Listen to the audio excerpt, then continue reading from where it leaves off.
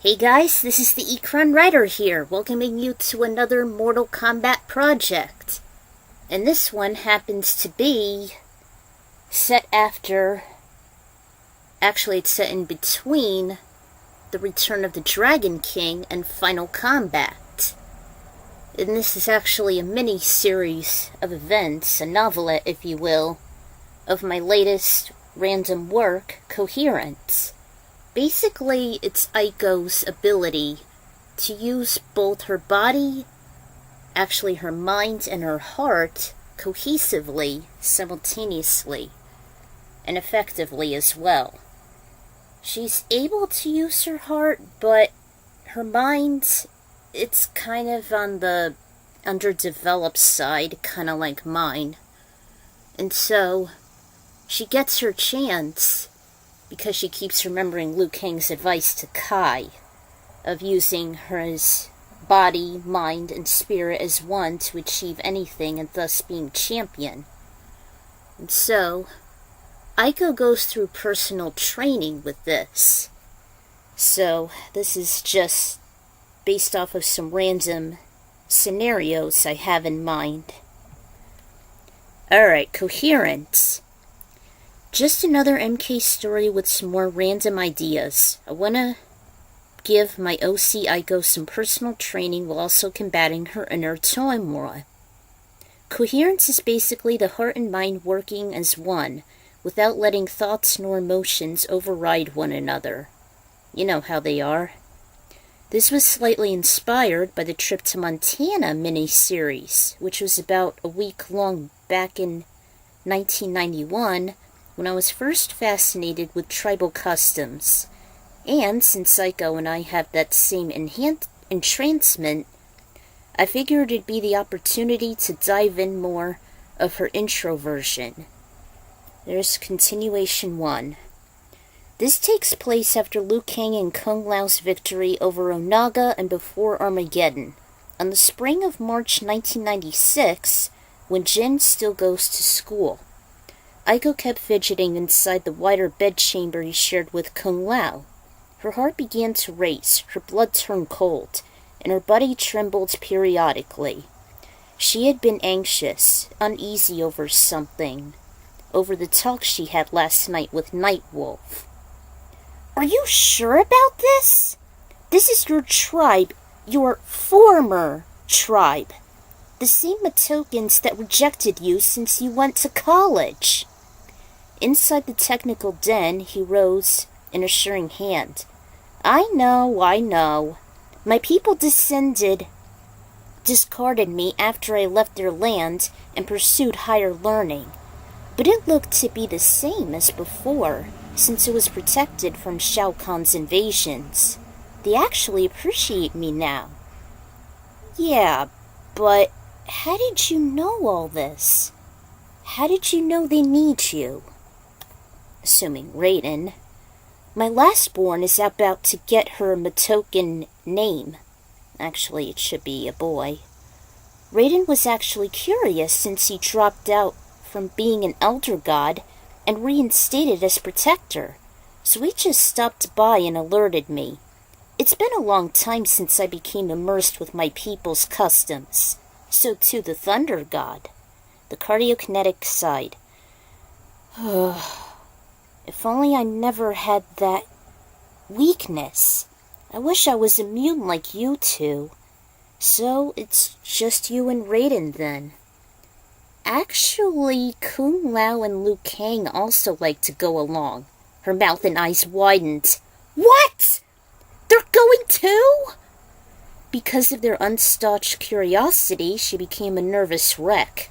Nothing would ever be the same without the main quartet, and Nightwolf informed it'd take about 5 days for the personal endeavor, as the lastborn still needed some time to rehearse his tribal dance. For the Elder God's sakes, the heroic monks helped defeat Onaga not so long ago. Still, she tightly clutched her rocking legs, sometimes even causing friction, until she heard a door open. Aiko? It was Kung Lao. He peeked, then walked in, seeing his girl in distress and so tense. Oh, hey Kung Lao. What's wrong? He was in deep concern as he sat beside her. I just didn't realize that you, Liu Kang, and Raiden were leaving with Nightwolf so soon. It's going to be hell for you guys to pack, and it's not going to be the same. Yes, I know. I know. I wish it wasn't so sudden either. But it can be rather fascinating on seeing an actual Indian ground. It'd be more exhilarating than just being with Nightwolf. Us Shaolin usually travel light anyway. You know that. Smirked. Yeah, she almost forgot how they handled their various expeditions. Yeah, but about 5 days. I never thought it'd take this long before. And I wonder how the drums would affect you guys. Why am I the only one affected? Lao put a hand on her shoulder. Relax, Aiko. We'll be fine. Oh, I almost forgot. Took out a picture framed as he blew dust away. He showed himself younger and a fresher face, smiling warmly as if it was glowing by the daylight ambience. Maybe it was. Aiko couldn't help but smile back at it. Ah, this is you? Yes. I was younger when this was taken, before I became anxious over following my ancestors' footsteps. Still want to live a peaceful life, like now. She looked down into the bright, lively face of her lover. She'd never seen him this jovial in so long, until she felt a sudden kiss on her forehead. I'll miss you, Kung Lao. It'll be over before you know it. It's getting late. We should get some needed rest. Raiden said he'll take us there via portal tomorrow morning. After another smooth embrace, he blew out the light and he hit the sack. Even after a hearty breakfast, she was still antsy over the personal adventure. She even overheard Kung Lao promising he'd be back soon, as he always has to excited... damn typo. As he always had to his excited family as they wished him luck, it should say. Raiden was just awaiting Lao as soon as he was ready. She followed the tall, distinguishable silhouette to the open front door. You have nothing to fear, Aiko. Besides, it's been ages since Nightwolf and I had witnessed a Matoken ceremony. Don't be alarmed. It won't take too long. He laid a firm hand on her right shoulder with his usual grin, with his eyes sizzling with bolts. My brother Fujin shall watch over the Shaolin in mine, Kung Lao's, and Liu Kang's stead. Kai can still follow his lead. Raiden, why am I the only one who's been infatuated with these customs? There must be a connection somehow. The answers will come in due time. He then noticed Kung Lao approach. Are we ready? Yes, Master Raiden, he replied with a slight bow. Liu Kang and Nightwolf weren't too far behind. I'm surprised you and Liu Kang decided to go along. It is most intriguing to embrace Nightwolf's Matoken side, the former champion spoke. Who knows? Maybe you can learn one thing or two from us, the shaman boasted. Kiba barked next to him, adding to his remark. Aiko murmured she'll miss him too, and the wolf gave her some licks before they parted.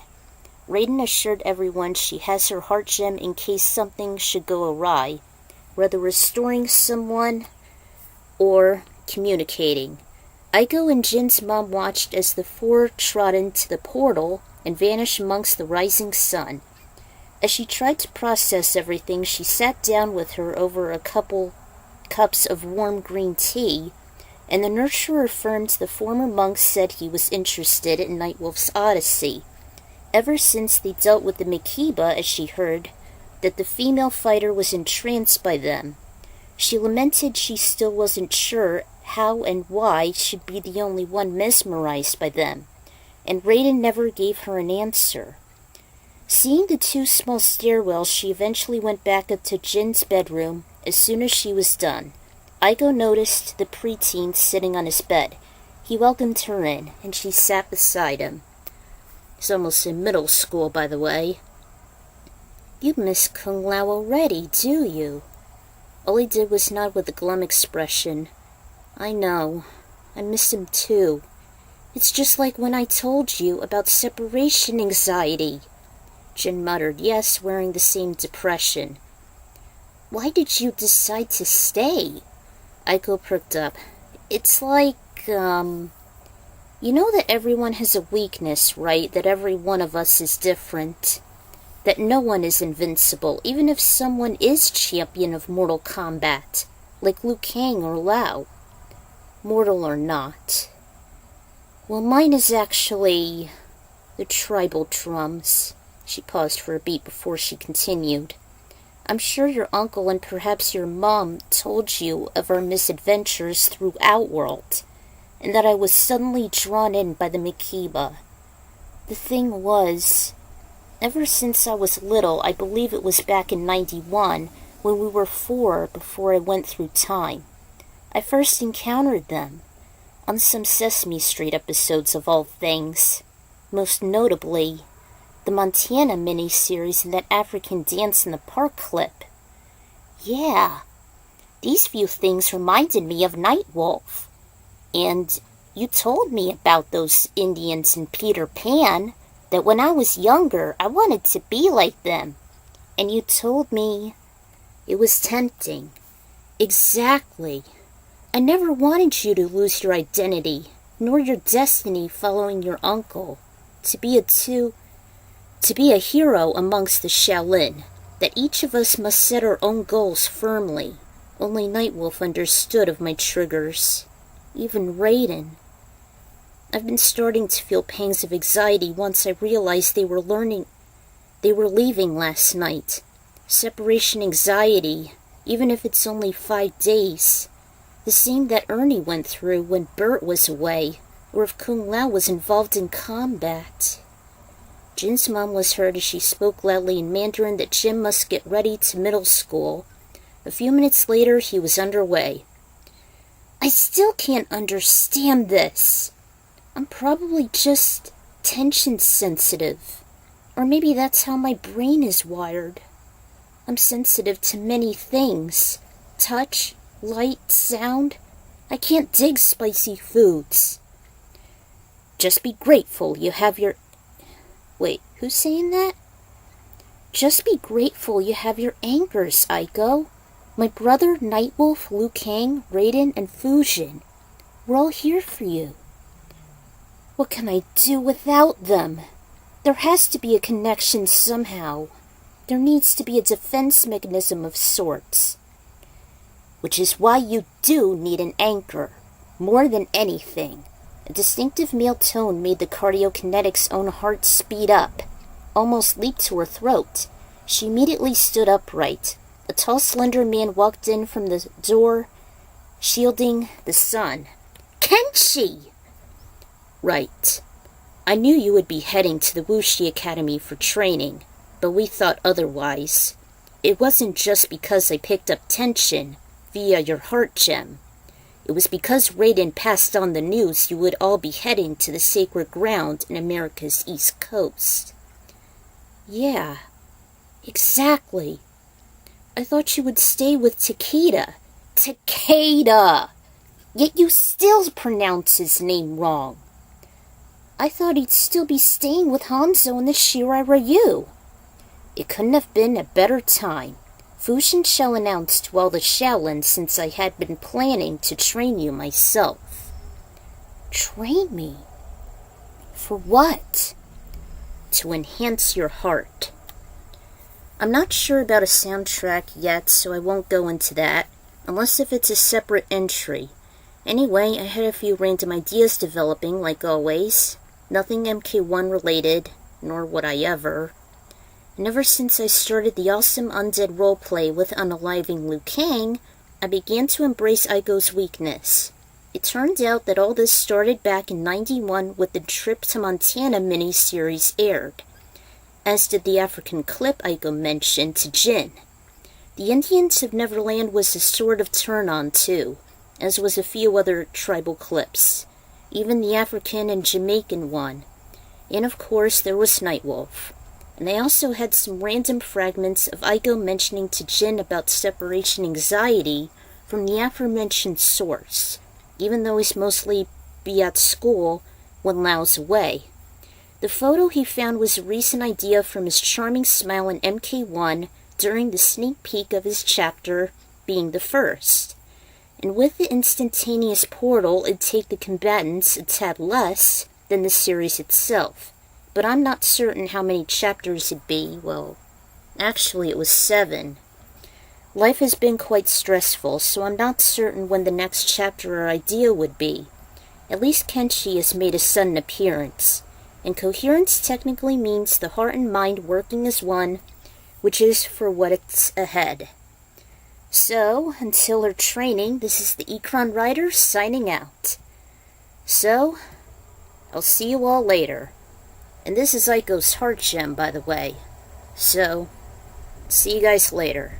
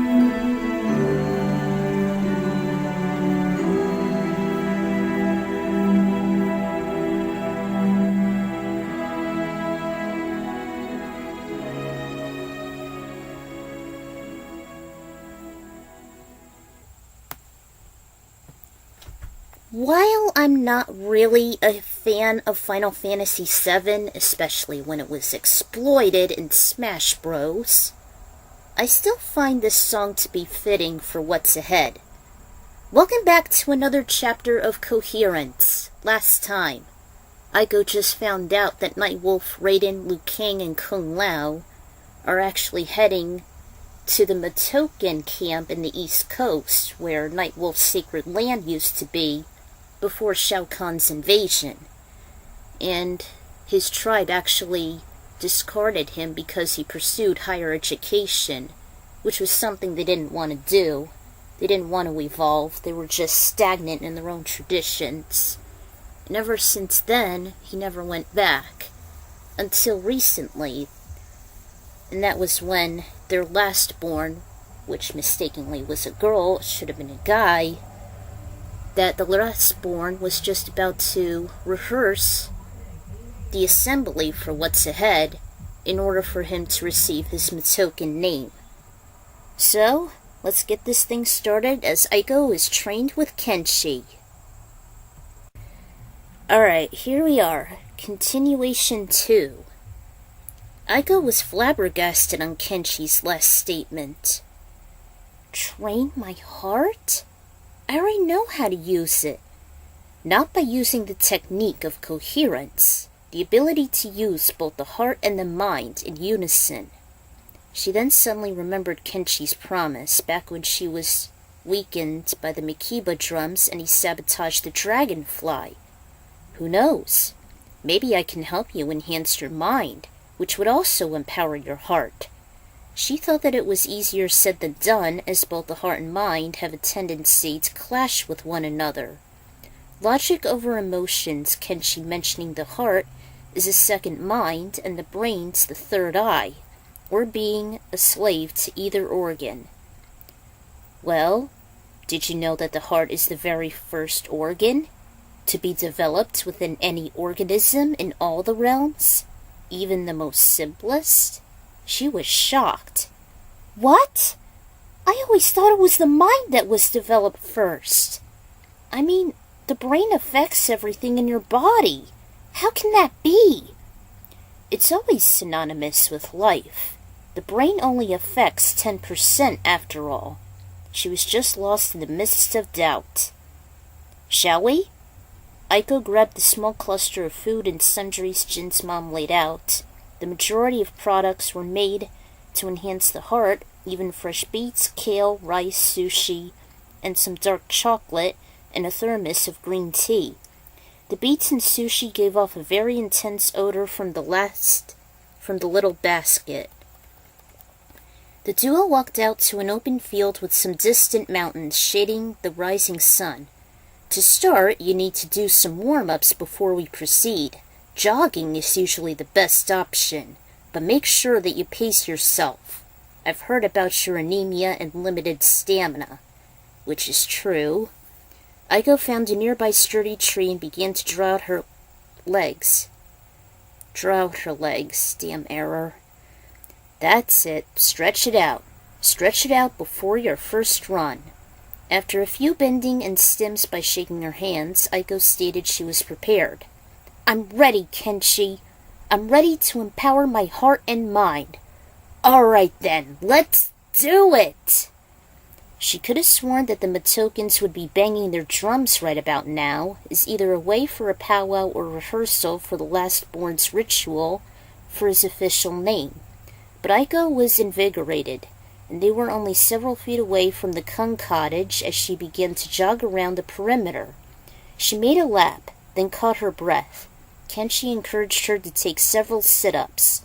She recalled when she first started training with the Shaolin, she managed to make 40, which seemed to be quite the personal record.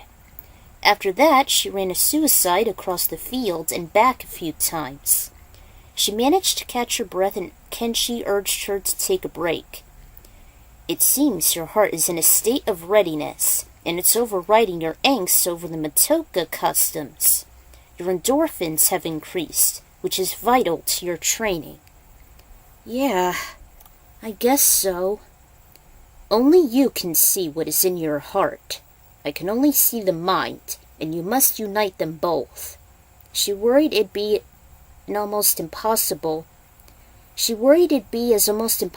as aligning all planets in the galaxy, although she remembered Lu's lesson with Kai. The champion was with his new prodigy, sparring with each other at another grassy knoll, and the latter had fallen. Damn it, Lu! I'll never be as good as you. You being the Mortal Kombat champion and all. Remember what I told you, Kai. There's more to martial arts than just fighting.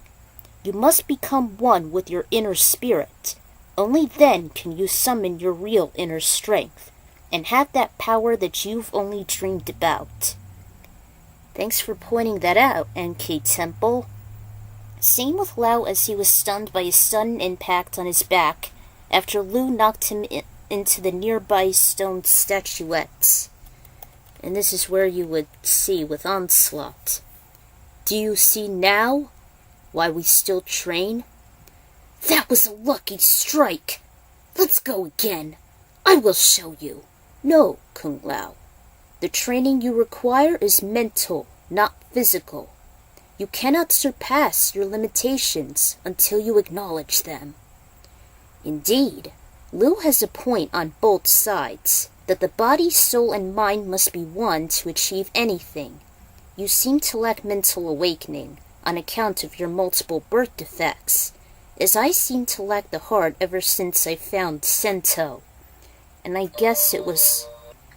As I seem to lack the heart ever since I found Sento. And I guess it was from the loss of my wife to the Red Dragons. Both of us descended into the abyss, as did I with the tragedy, and you with your dystopian future. And also how you can't understand how you've been the only one affected, ever since the day we first met. Aiko knew damn well that last statement was from the nosy swordsman reading her mind. She didn't find him intrusive, though, just curious and concerning. Raiden and Nightwolf were well aware of this, but they never said why. Maybe it's just tension. They are irresistible, I'll give you that. Tension is a powerful occurrence, especially under stress. Even if you are not, it is still adhesive and dangerous. Dopamine is usually the case. She recalled Raiden warning her of the dangers of that particular chemical, mostly due to overindulgence in alcohol, drugs, and other vices. And you believe your heart is the opposite of a gem of Tetsuri. That should be your goal. I'm not as powerful as a sorcerer, though. There was a lot of tension then. How I relied on Nightwolf so much, and I missed the Koopalings. Aiko. Let's try and focus. You must avoid all distractions from within, attain clarity, and emit positive energy while also receiving it. Koherence can help you achieve this positive energy. We will start with steady deep breathing. Kenshi taught her some breathing exercises to soothe her. The procedure slowed down her racing heart and pulse. She even took some beats as an iron provider, while the compound also churned more oxygen. How do you feel? A little better. Now what? Your heart and mind are relaxed. They feel cohesive to one another. Now it's time to face your demons. How and where do you think this trance started? She discussed her weakness as she went in depth over the history of those incidents, similar to the few encounters with the Makiba, starting with the same experience the missing quartet are endeavoring to. She believed it all began with a similar occurrence, only it was in Montana back when she was 4, watching it on TV. Then her mind shifted to the various clips she discussed with Jin, followed by a field trip to some reservation during October, perhaps during yesteryear. I see. Have you made any defense mechanisms? Well, I tried thinking of a song with the same tempo, whatever comes to mind helping me resist them. I never actually used this method, but I've been speculating. Right. Those rituals are just as potent as lingering tension and darkness itself, like when you and Lao were once assimilated by Shinnok. I haven't met him, but I've heard the worst. Never let your mind and heart go astray. They're unstoppable together. And if you are in doubt, let them both guide you. We took a little picnic before she resumed training. Only this time Kenshi made some new coordinates on his portal generator, specifically to the Wuxi Academy. While the Shaolin warriors were busy during warm-up exercises by making fighting poses with alternating stomps, it distracted Aiko a bit, though they were giving her some confidence. She paced herself around the perimeter before she returned to Kenshi. Before they knew it, the sun was starting to set. Their training was not only riveting, but also time-consuming. Aiko hardly noticed that the young Jin already returned from school as Kenshi called the segments to a close. Night fell, and the fatigued cardio-kinetic sat on the queen-size mattress within the shared bedroom. She took the photo of Kung Lao's younger self grinning up at her, which lifted her spirit. It actually warmed her heart. As she tilted and lifted to kiss it, a small audio cassette fell out from the bottom. She curiously gazed at it, then inserted it into Panasonic tape recorder. She bought it last year as her kid self had one as well, talking gibberish into it in the past one evening back in '95. Inside one of those foldable cushions at the rear of the back seat, she inspected it. She noticed it was twice smaller than those larger cassette players like the one being advertised after Home Alone 2 came to be, and she became hooked ever since. When her mind cleared the nostalgic cobwebs, she played the microcassette she found. The first voice she heard was Raiden's. "Okay, Liu Kang, do you remember your Wuxi training?" "Yes, Master Raiden. I'm ready." "All right then, let's go." This was a catchy rap song I encountered almost last year. A catchy beat followed as the talented Thunder God actually rapped to it. "It's your boy, Raiden, with the thunder and the shock. I'm gonna strike you down in battle like your name was Shinnok. So I use my amulet to rewind up this clock, so I can kick your ass again with round 3, a cakewalk. Hear my omnipresence, the thunder and the bang. When I walk up to the girls, they call me Hella Hat Gang. My troops and I will tag you like we're the next Liu Tang. So now I'm gonna pass it to my boy, Liu Kang." Sure enough, it was him, using the same rhythm as his mentor. "Champion of combat, I'm the greatest of them all. When I put up both these legs, it's like I'm running up a wall. You better beg for mercy or I'll cripple like a tall. When I beat you down in combat, it's your mother you should call. Fireball, last call, harakiri at the stall. It's a brawl, free for all. Stand against me, you will fall. Once I set my sights on you, I go up to speed like a ball. So you better run and hide before I turn to aerosol. Stand down, Liu Kang. I think they've had enough. Wuxi gang is on the rise. Time to let them know what's up. Shao Kahn shown up on my doorstep. Time to show that we don't bluff. Now let's finish it like Toasty. Kung Lao, blow it up." This made her face brighten, hearing her lover as his own special verse. He seemed to be rapping twice as fast, just as he would like this swifter in battle. And this is my favorite part. Spinning and a flipping, getting my head spinning, coming from Shaolin monk. Sipping up Earthrealm's rice fine, real fine. Still gonna beat you while I'm drunk. Stand up, slice up, dice up, put you in a vice just like in a life tree trunk. We're defenders of the earth, and I know what I'm worth. Take your life when you fight me, punk. Also, Aiko was so thrilled by his rapid pacing and phenomenal attractive voice. She even rewound it to hear him again, this time paying attention to the main MC. I think we said a warning for this fatality. Call us the Deadly Alliance, 'cause we're on a killing spree. This is no deception. I will bring an end to this brutality. Armageddon begins. Raiden wins a flawless victory. Aiko replayed the whooshy rap once more and snickered at times. She was indeed receiving some happiness and enjoyment from his random hysterical stunt. She also wished she would be inclined to add in her own verse one day. The female Shaolin discussed his training with the two Kongs over supper, and even they had been thrilled. Jim's mom was grateful Aiko loved the fresh, heart-healthy foods she made. Then she stored the leftovers inside the basket as she loaded them in the fridge. She helped tuck Jin in and wished her good night before she too hit the sack. The whooshy rap was first encountered during last October, made by Evil Emperor X.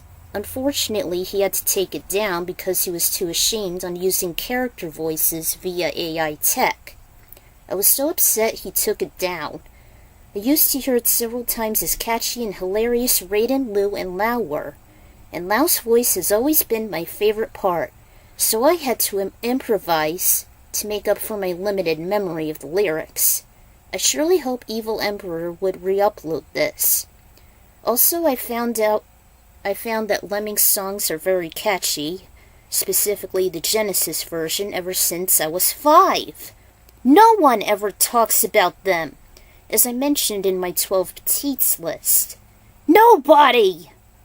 The nostalgia and energizing numbers can work well here, even though I'm still uncertain how to include them at the moment, which I'll play later. Sometimes Aiko would have a training montage similar to Rocky's, and it took a lot of research to put the facts together on how to enhance and train the heart. So she has 4 days left to fight the temptation and achieve her goal to make her heart gem as powerful as the gem of Tetsuri. Let's hope she and Kenshi will succeed. Until then, this is the Ikran Writer signing out, and stay tuned.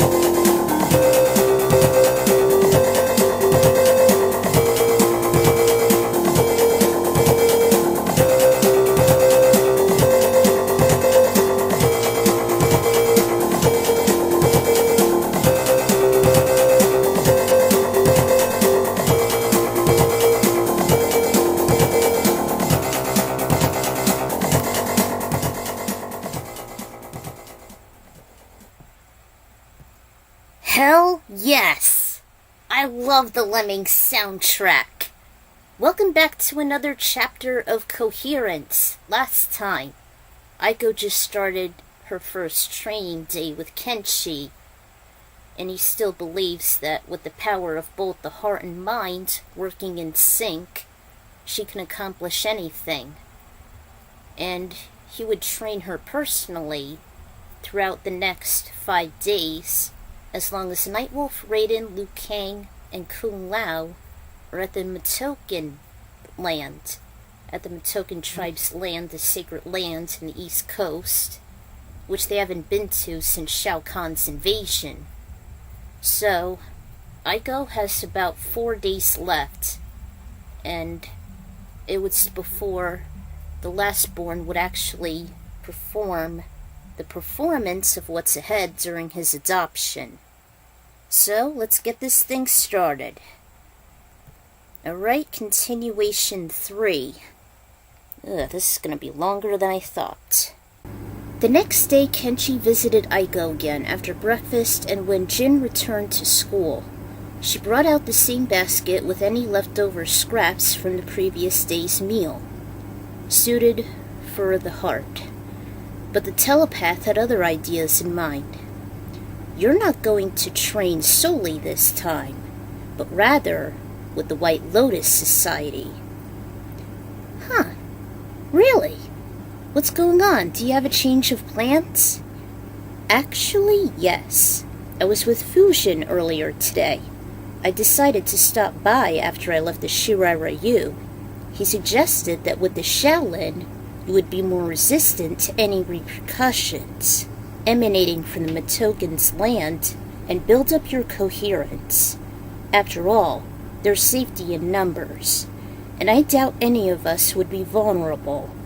They say that they can be more powerful than any influence by a demon sorcerer. Sounds great to me. Okay, let's move. The telekinetic swordsman activated his generator, creating a rip leading straight to the past pinpoint at the Wuxi Academy. They were brought to the epicenter of the square, where some cherry blossoms were starting to bud, and rows of several warriors performed their warm-up exercises, alternating positions of their legs after each lift. After several stomps from straight down to diagonally, the sequence was repeated with the other leg. Aiko followed with Kai and the other Shaolin simultaneously, and Fusion simply observed them. They switched to straight punches with each arm as the wing god directed them with a Chinese cry. After some alternations, the exercises were done. He spoke in a crisp manner, carrying over the open air. Shaolin, I appreciate you all for attending this session. It is very much crucial without the presence of our fellow comrades, Raiden, Liu Kang, Nightwolf, and Kung Lao. They had all gone to the Matoken sacred land, as we all know. And Aiko was absent as Kenshi needed to train her personally. I would like you all to meet our fellow ally from the Outworld Investigation Agency, Kenshi. He emerged from the crowd, and some of the warriors actually cheered and applauded for him.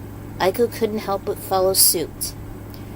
Greetings and salvations to you all, warriors. I am Kenshi Takahashi, the skilled blind swordsman of the OIA. I have come here personally as we have critical business to discuss. Fusion escorted the males and Aiko to their main quarters, in the spacious area where they often attended their meetings. They sat and surrounded their sensei, located in the middle, with a guest of honor. As you all know, we had been talking about the exotic drums of the Mikiba, and how our little one, Aiko, has been affected by them, she sulked, feeling bad of the personal matters and how she'd been manipulated, although it wasn't as preachy as she thought. Our closest allies have drifted off to Northern America's eastern seaboard for some personal endeavors. However, tension has been hanging over us like an ominous cloud. Those drums can hold some exotic and potent power, even to those sensitive to them. We believe that they had not only originated from Africa, the heart of the former singular continent Pangaea, so many eons ago, but also from the omnipresent frontier, the Makiba of Outworld. Yes, we think they can be a powerful force manipulating anyone who's prone to them, and over the eons, their magic has grown proportionally less, but some with great authority like Konga can usurp with them. They can only influence those who are unfortunate enough to have them do their biddings, but those who are lucky are resistant. As a telepath, I am immune, or simply to those who can counter these reactions by emanating sound waves to cancel them, or those who don't hear, or who have an iron will to override their commands. Our only candidate who can do this is Nightwolf. Yes, but for those who weren't as masterful, how can we resist their thralls? As a god, I'm certain you are resistant, even Master Raiden, but I guess us mortals, we may have to tune them out.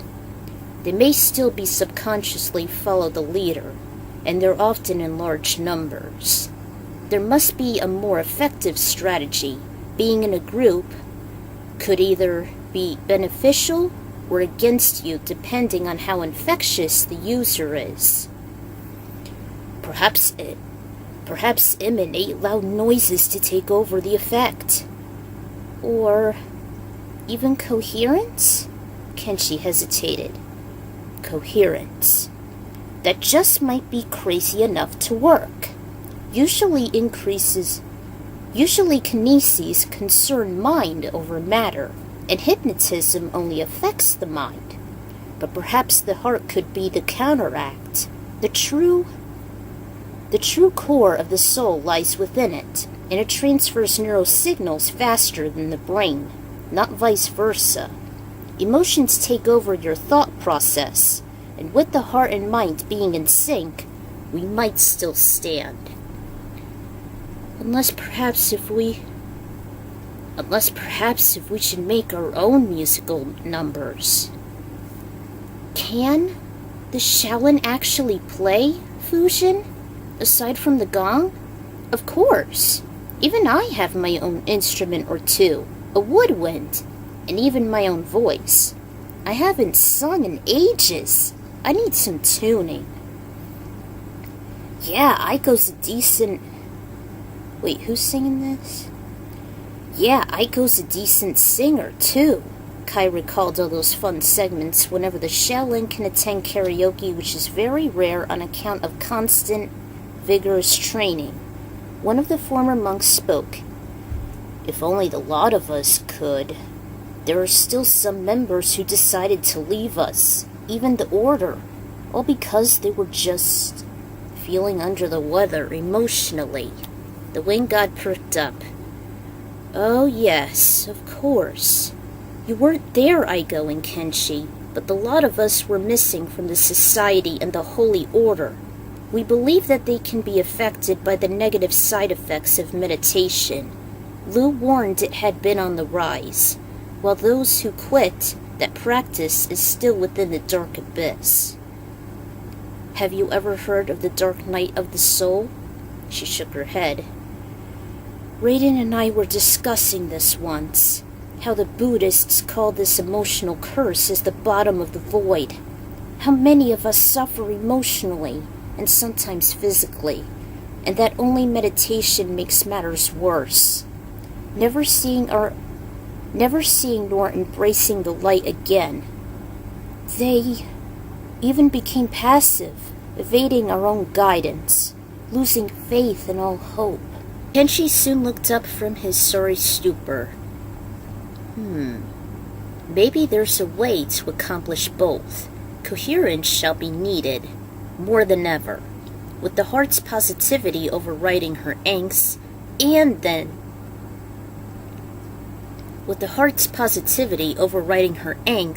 and their negativity. then it can be used for the greater good, although such strength would require more than she can deliver. If she can just share her rich endorphin gems combined with our uplifting, then we will combat all demons. Excellent idea, Kenshi! And we must occupy a tall structure.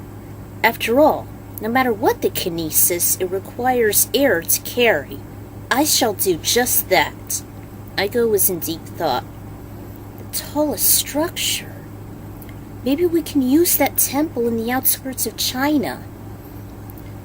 That would be too overwhelming to organize in. I'm sure my brother's temple would be the more ideal place. Its air currents are always rich and vast, and the Jinsei as well. Ashura may be able to participate. He won't mind.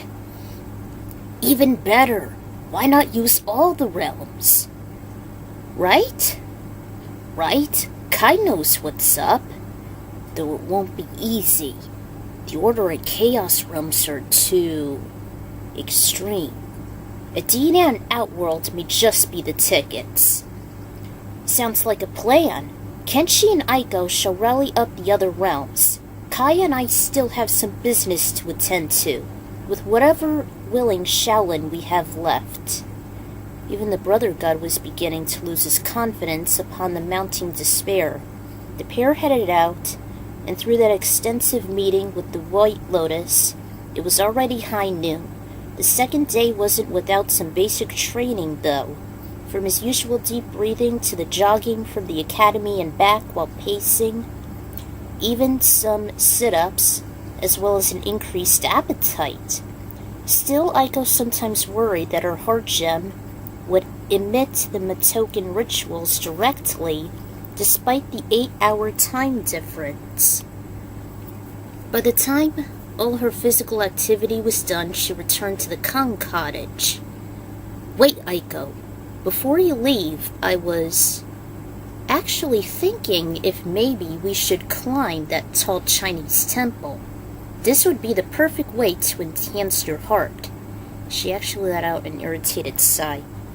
Oh, don't worry. I'll be with you all the way. I used to climb that monastery once. It's around 30 feet in height.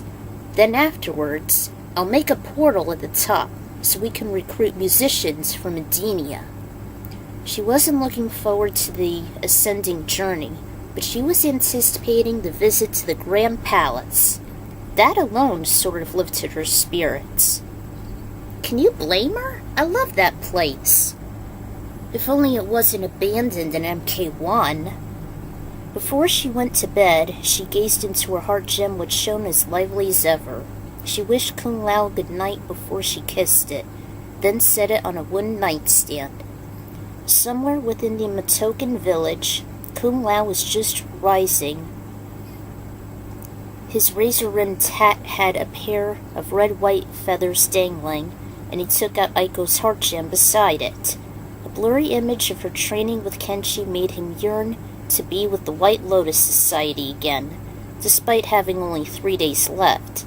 He lifted it and kissed it, hoping to be by her side once more. Oh, that was very nice of him.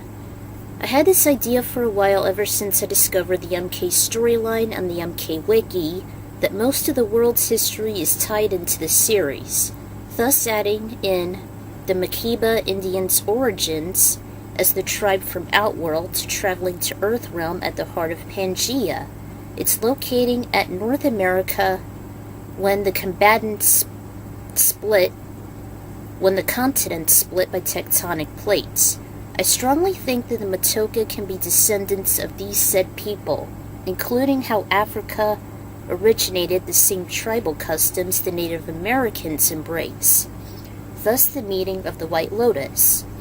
The random idea involving the monastery was inspired by the minor location from Ace Ventura When Nature Calls. Even the monks reminding me of the Shaolin, even Lu's grandpa in the Order of Light. After all, the sequel was released on the same year as the first Mortal Kombat film and MK3. I just love how outside media connects with the series. Hopefully WB and NRS shall take some inspiration, which they don't. Also, the idea of gathering a band and countering the tempting effects of the tribal drums were inspired by the Dark Side War RP with Unaliving Liu Kang, Bill and Ted 3, and the Superpower Wiki highlighting music hypnosis. I looked up recently on some sites that it's true meditation can unveil your deep wounds and dark side.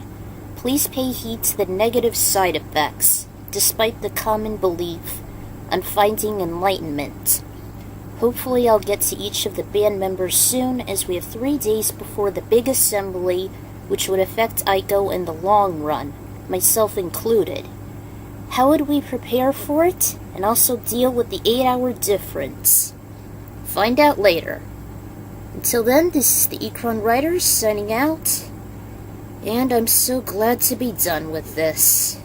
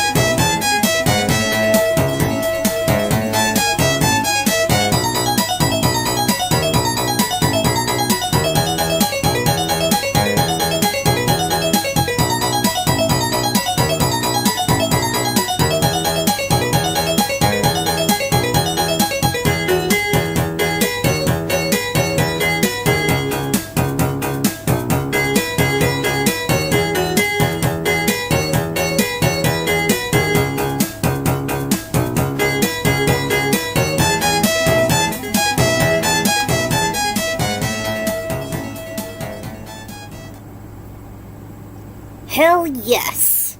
I love these songs from Lemmings, especially the Genesis version. Welcome back to another chapter of Koherence. Last time, Kenshi just actually resumed Aiko's training, only this time it wasn't personally. He actually requested her to join the White Lotus Society and work with the monks and Fujin, as well as Kai there. And they were discussing their brief meeting before Raiden, Fujin, Liu Kang, Kung Lao, and others were discussing before their departure that they needed to increase endorphins and positivity amongst the White Lotus and the Order of Light, because they were discussing the negative side effects of meditation, which had recently affected most of the monks, and they actually wanted to restore their hearts, and Liu Kang was actually warned about it, and it's not just for enlightenment.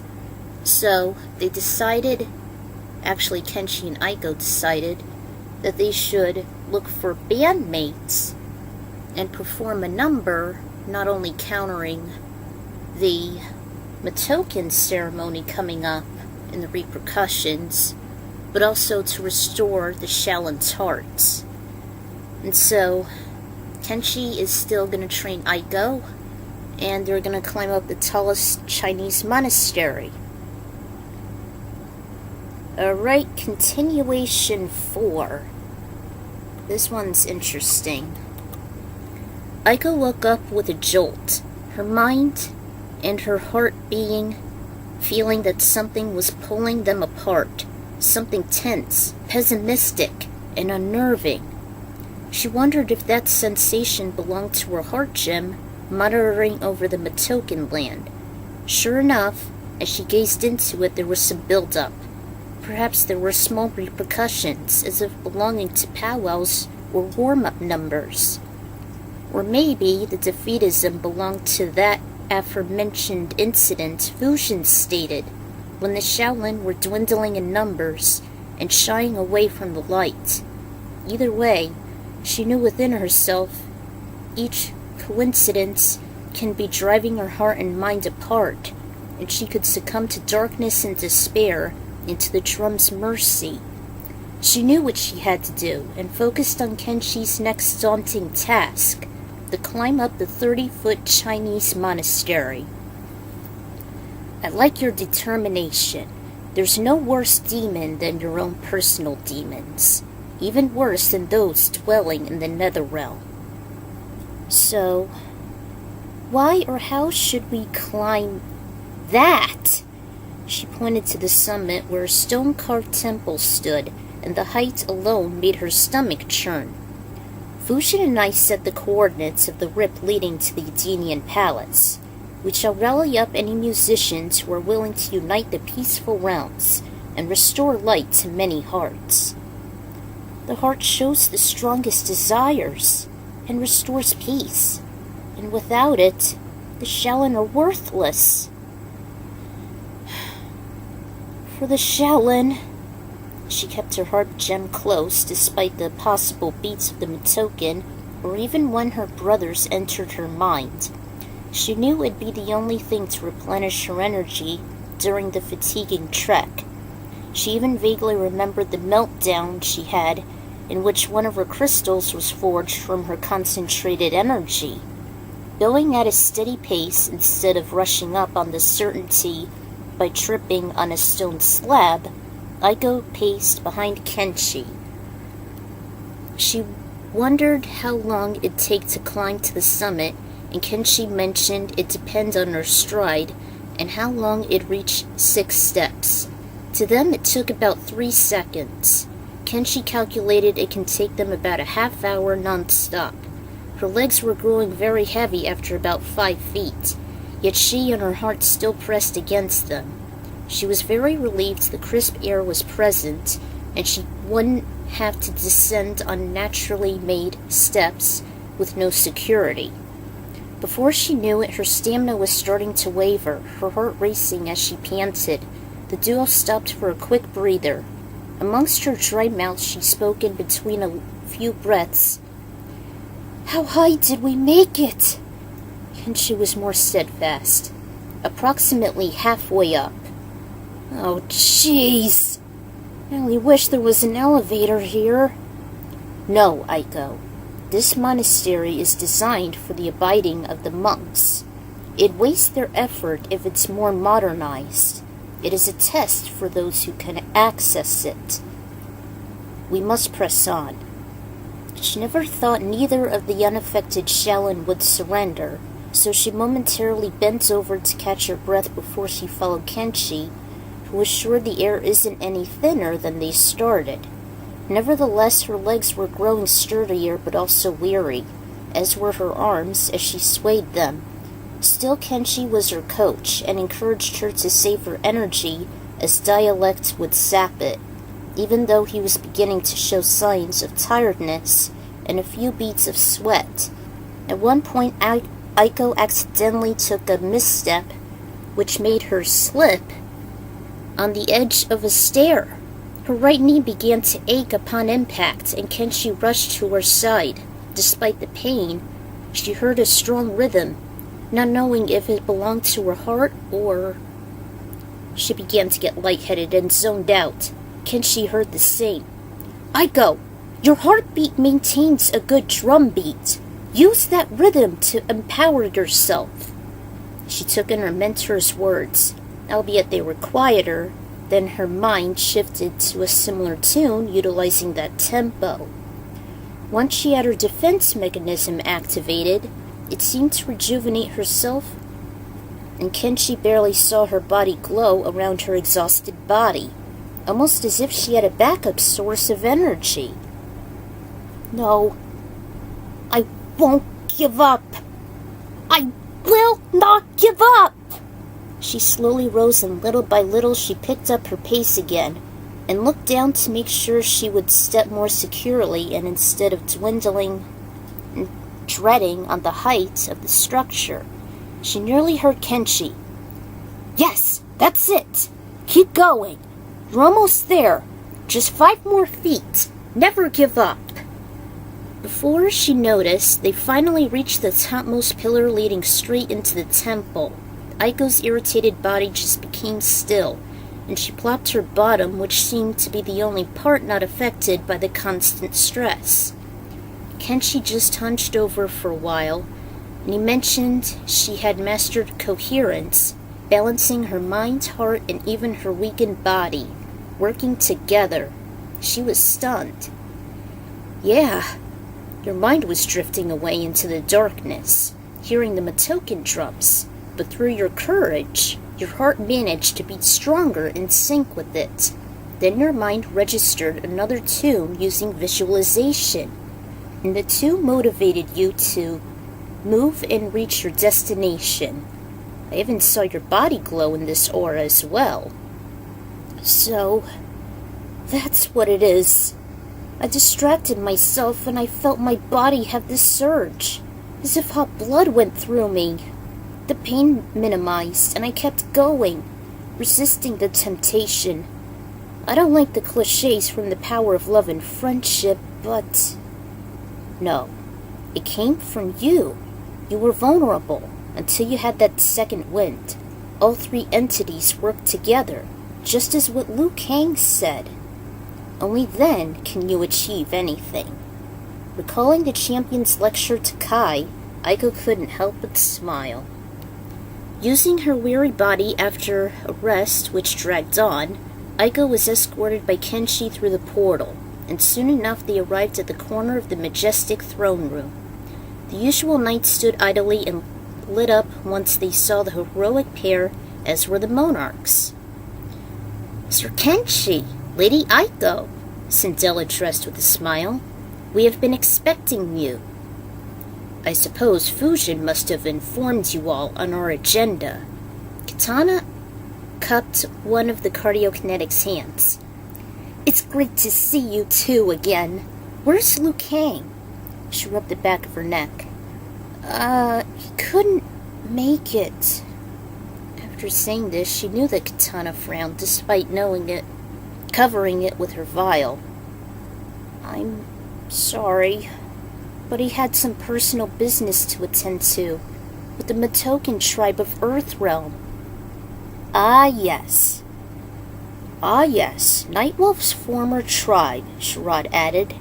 They had been mostly passive to the defenders of Earth, despite their phenomenal shamanistic skills. Why would he actually return to his archaic roots? He, Raiden, Liu Kang, and Kung Lao, out of curiosity, had decided to help out with their last born offering his official name. Perhaps adoption as well. Kenshi laid out the meat and potatoes. As you all know, since we first met, Aiko is susceptible to tribal customs.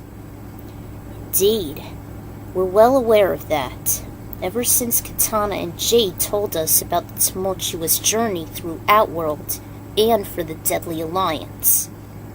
Is it not a method to shield herself from the trance?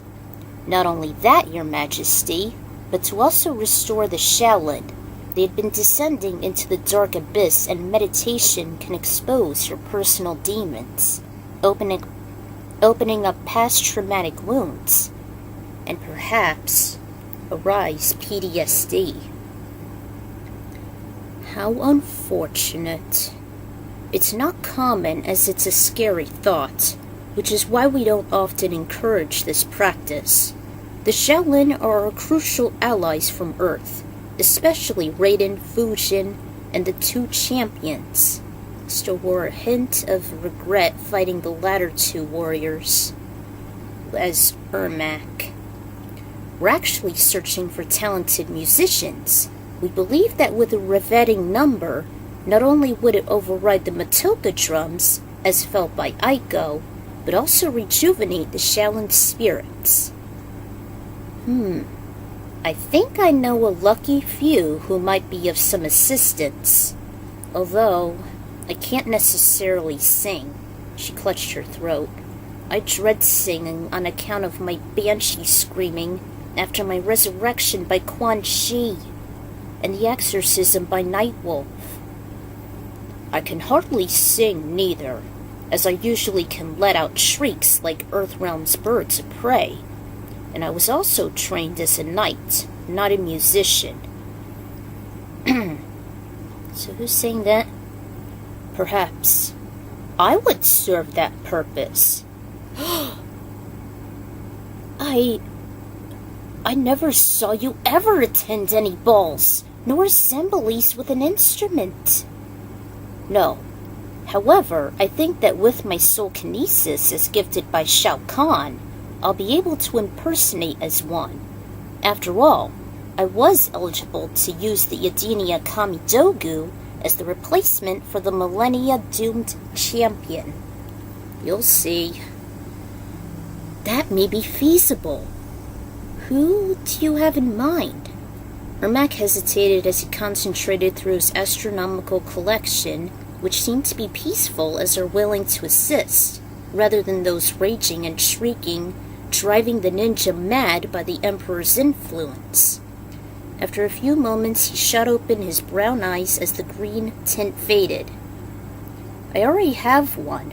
A man playing what seemed to be a hybrid between an electric-stringed instrument with a piano at the other end. It's incredible how the individual can play them both almost at the same time. Even Aiko never knew such a piece existed, as only from just random cartoon segments. No, it is real, Kenshi interjected with amazement. They actually call this a keytar. Needless to say, the autistic became giddy from the awe. Ermac managed to make one materialize using soul energy, as if it looked like it was forged from a solid simulation. He gave it several strums, then utilized both ends skillfully. Everyone applauded of Ermac's fast learning. Even Aiko stimmed. Looks like I still have it in me. Excellent! You shall aid the Shaolin, Kenshi, Aiko, and Fujin to restore their hearts and safeguard hers from the Matoken. How long until the ceremony begins? In 3 days, in Earthrealm standards. We're running out of time. We were planning on visiting Raiden's Sky Temple. Ashura's there too. I hope she can play, but it might take more than this. Some thumps were heard from a distance, even a cymbal crash. Momentarily, a 4-armed muscular beast headed out from the shadows. He peeked out and gave an interesting snarl. Aiko was just flabbergasted. Koro! This was indeed the first time seeing the bulky Shao Kahn, an Outworld champion. She did hear all the horror stories as how the unstoppable brute killed off the great Kung Lao and Art Lean. Even the peace negotiation with the centaurs in Kung Lao. He rose an arm. Fear not, mortal. I have no intention to harm you. He stepped closer to the meek warrioress. Aren't you betrothed to Kung Lao? Yeah. He laid out one of the calloused hands on her shoulder gently and gave it a few pats. You should be lucky to have an honorable man by your side, much like his ancestor. He's a brave and noble warrior. He has matured greatly from our first battle. And if he and his people would fall prey to the Makiba's descendants, I would be proud to pull them out of the darkest depths. Besides, I never played percussion in so long. He let out the last statement with excitement. Oh good, I'm almost done. A musician with 4 arms. Quite intriguing. So the Makiba do have a distant lineage to our people on Earth. Indeed they are, Sindel beamed. They may still be territorial, but ever since Onaga united the smaller realms into the foreboding frontier, it expanded, but not always prospered.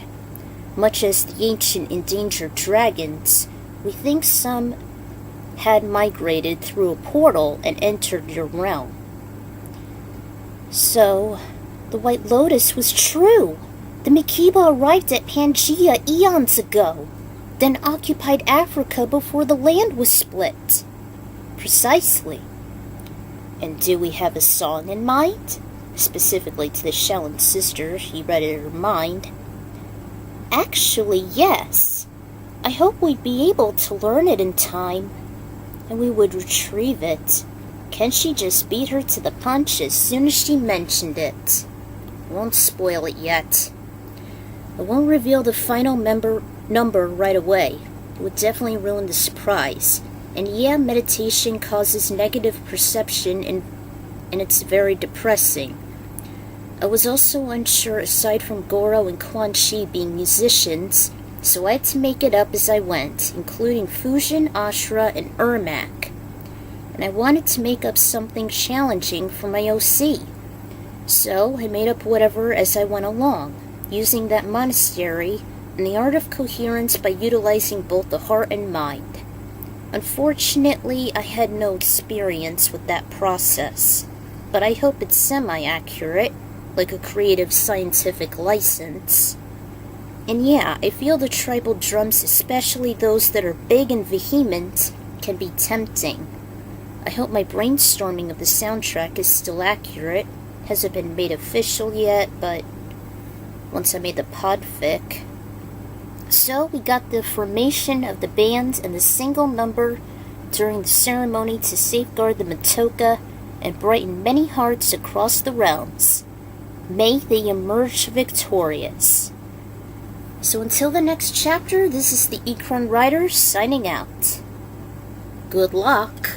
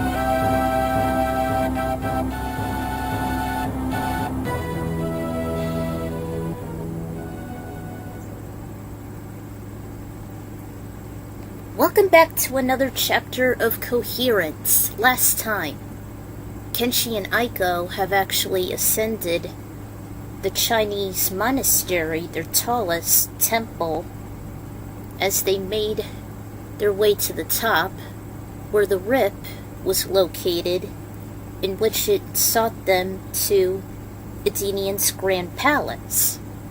It took them about 30 minutes, but it was quite a tumultuous trial for them, especially for Aiko. But she at least mastered the ability to use coherence. The mind and heart is one, including her body, giving her an extra oomph of energy. And as soon as they got to the top, she actually rested for a while before they made their way to the Edenian Palace. And Sindel, Gerard, and Katana had greeted them. They were expecting them to come over because of Fujin, of alerting them. And Sindel was well aware of Aiko's predicament involving the Mikiba, as Katana and Jade told them during their trek through Outworld in search for the Deadly Alliance. So, they were all aware of this, and Sindel thought it was a good idea to make a counteract. And so, Gerard, using his collection of souls, he actually utilized one, which actually happens to be a guitar player. And those things exist. An electric guitar with a keyboard at the end. It's not fake. And also, not only Gerard wanted to join in, but also Goro as well. Because Goro used to play percussion, as you would see as an Easter egg in the crypt. In Deadly Alliance, I believe. I'm not sure. So they volunteered, and Fujin got the idea to use Raiden's Sky Temple and meet up with Ashra. So hopefully she could be a musician during this number they're planning to do. So, continuation 5. Aiko was still exhausted from the intense climb, and by the time she and Kenshi headed back to Earthrealm, with the coordinates readjusted on his gizmo, the White Lotus was ending their sessions as they saw them leave, while Fujin stood front and center. "Have you gathered other recruits for our cause?" "Yes. Prince Goro and King Gerard shall be joining us as the drummer and guitarist, respectively. Actually, the Outworld Champion was looking forward to restoring light back to the Shaolin. Glad to be doing this for Kung Lao. He also wanted to return the favor for him and his ancestor, ever since that peace treaty after the War of Shinnok. Great. Ashra shall be helping us too, as the new goddess of light for Earthrealm. She actually plays the bass, and she hasn't done so in eons. It's still the 3rd day, but time is of the essence. I'm uncertain if we can master this number in time. And I'm also unsure what time we shall do this." As if reading the Wind God's mind, "I hope she and Gerard had buried the hatchet, and not classify him as the so-called demon, as who is once one of Khan's greatest generals. He too remembered the story of the secret intrusion of the warrior shrine. I'm sure she'll be fine, as long as she knows about the noble king of Edenia despite still using his collection of souls. Oh, I forgot what time this similar scenario starts. We still have less than 3 days left." "Well, what can you recall at last, Aiko?" She was racking her brain for a possible solution, and it'd be difficult to manage amongst the different time zones. Fujin exclaimed, "Well, with the Sky Temple being close to the heavens, you shouldn't worry. It has all the time zones happening all at once. Just pick a time and we'll do it."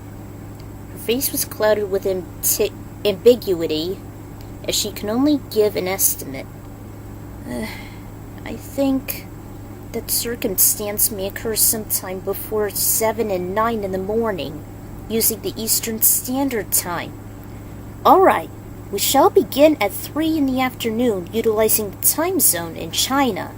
Sounds like a solid time for us. Besides, Ashra's familiar with the number we're using. I'm sure it won't be too hard for Gerard, and Goro only should know the rhythm. Easy. We shall prepare ourselves first thing tomorrow, but we should keep in mind that Edenia and Outworld are still ahead of Earth's cycles. With a Shao Kahn and Edenian? 2 gods and 2 mortals conjuring this concert? That's not too shabby. Let's just pray to the elder gods it shall bring hope to the eloping Shaolin, and to most of the realms. Fushin suddenly recalled Raiden's admiration for Kung Lao and Liu Kang. Kung Lao and Liu Kang, they were like suns. I would move the heavens to bring them back to the light. The Shaolin depends on it, especially after their breaking point during the Turkana attack, the catalyst of the Outworld tournament. We must never screw up this piece. Considering so much was at stake. Fushin, wait! Look, I used to belong to my school's choirs way back, from 5th grade to 9th grade, but I don't want to risk singing it. Can you do it, since it's actually sung by a guy? Sure. I had already stated I was once a vocalist. I used to be my passion, till we got so busy looking out for Earth. How would you do it? Be like the director? It was your idea, and it's no wonder since you have spirit. I even heard you finally mastered Koherence. It is the key to all of this. I'll look after whomever we have left of the Shaolin. Things are looking bleak. As a god, I'm sure I can easily adjust my voice. How are they, Fushin? He slowly shook his head. Not good. More hadn't left, but those that did are actually growing deeper into their despair. Their demons are taking advantage over them. Vulnerable psyches. Their demons are taking advantage of their vulnerable psyches. We must make haste. If worse comes to worse, they might take their own lives. His face wrinkled with grin. It's just like what my brother said, especially to you, young one. Mortal Kombat isn't just about martial arts. There's more than just fighting. Liu Kang said the same. I remember Raiden saying this. I can still be of use without fighting. Kenshi laid a hand on her shoulder. And that you shall. Minutes later, Kenshi returned to the Shiraryu base, while Aika went back to the Kung cottage.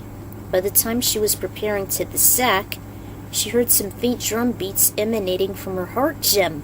She quickly took it out and hid it inside the topmost drawer in her nightstand. She tried to compose herself as her own speeding heart raced.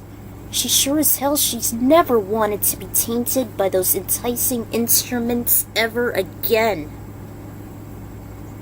The clock is going to chime in. She remembered she rested for about 6 hours due to last night's anxiety.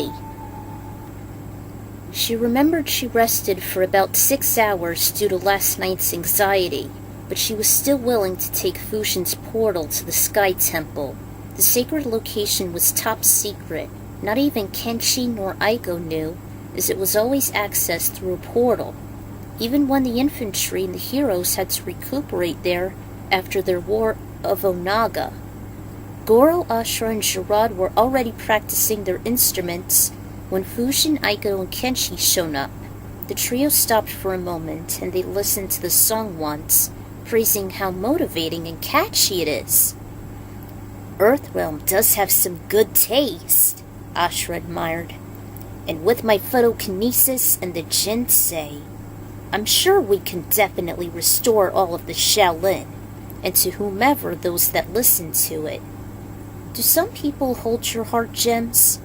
Yeah, Sindel, Gerard. I know that Liu, Lao, Nightwolf, and Raiden each possess one, as they're the closest family to me. But last night, I felt and heard some tremors coming from the Matoken drums, so I hastily hid it away. You don't have it, do you? No, Kenshi. Actually, that's for the best. No distractions. And I'm sure my brother won't mind when we jam here. The rhythm is merely as simple as The rhythm is merely as simple as ripping a log carcass in half. Goro! I would still use some training with the guitar solos, though I will admit, the song is very fun to learn. Same. I'd need some time with the keyboard melodies, but it is renovating, and I could easily transfer my thoughts onto it and press the corresponding keys with my telekinesis. I can hardly hear the bass, though it won't be too difficult to improvise. It's going to take some effort remembering the lyrics. They aren't muffled, just as more difficult than the melodies are. I believe my psychokinesis would do the trick. You'll be our guide, Kenshi. Let's get this thing done. We have 48 hours to spare, so let's dive into it. The wind god signaled the blind man to tap the keys with his mind first, even play through the whole song without any distractions on the open plateau. He even sung each of the words with excellent precision, encouraging the keyboardist. Goro actually followed along at the entryway, although since he had distant past experience with the drum set, it took him longer to master the solos. Having 4 limbs, however, had its advantages, as he was gifted while keeping pace, making some wild beats, and clashing a cymbal or two in unison. It did make Igo excited at times, almost as if the song was perfectly in sync. Ashra didn't have to be taught, as she just followed along with the heavy bass. But the one having the most trouble aside from Goro was Gerard, strumming the guitar, not only just controlling the tool, but also memorizing the tubular tunes. And there's a wild solo. Still, Fujin and Aiko didn't mind repeating the same number, as they played nearly 3 times before they took a breather. When the elemental went to the other musician, thanks to their self-practice, they began to adhere, although their angst were mostly about memory and not to lose concentration by other teammates, nor even the Motoken drums if they'd be beaten. The song had to be played during intervals as a refresher to mimic and also be inspired by each of the separate cues. And out of all the constant tries, Fujin, Aiko, and Kenshi had the easiest parts. It wasn't just the song that kept them innovated, but the gems emitting positive energy by Fujin, Kenshi, and Gerard lifting their spirits, even being on a hallowed plane. They did take several hours in conjunction with conversation, leisure, and Fujin and Kenshi's newer intel. Fortunate young man. Kind of like you, Aiko. What? That's the adoptive name. Apparently his father used to be a documentary filmmaker, so his family no doubt has dictating experience.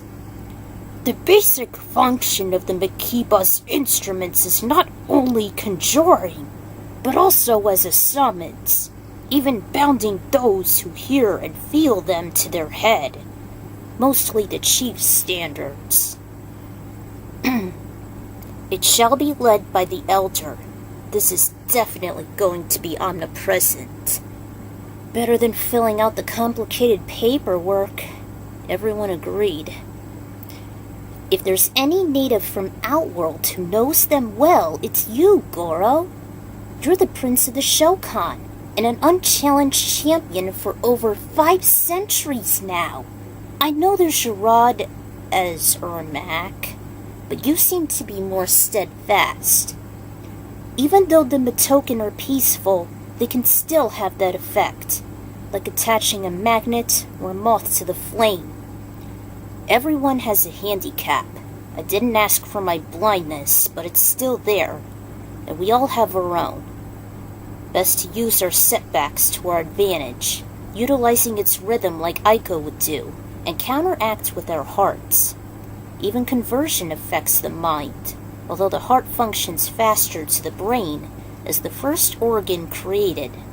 We should all be the anchors to their buoys, just as Kung Lao is to Aiko, or me with Hanzo. We must never go astray. It shan't be long now. And so the group performed a few more times, with their productive spirits and their musical theories finally coming into one, like Ermac's souls grouping by the Netherrealm Soul Stones, or the rapidly building tension in both corners of the earth. Our hearts, just as our instruments, must function as one. May we all emerge victorious. Usually I'd see Fusion as Rocky's newest mentor, Tony, just as flamboyant, strict, and a bit cocky as he is, even having a similar voice at times. Wow, that's it for the author notes? I thought I had more than that. So, what'll happen to the new group at the Sky Temple? Find out next time.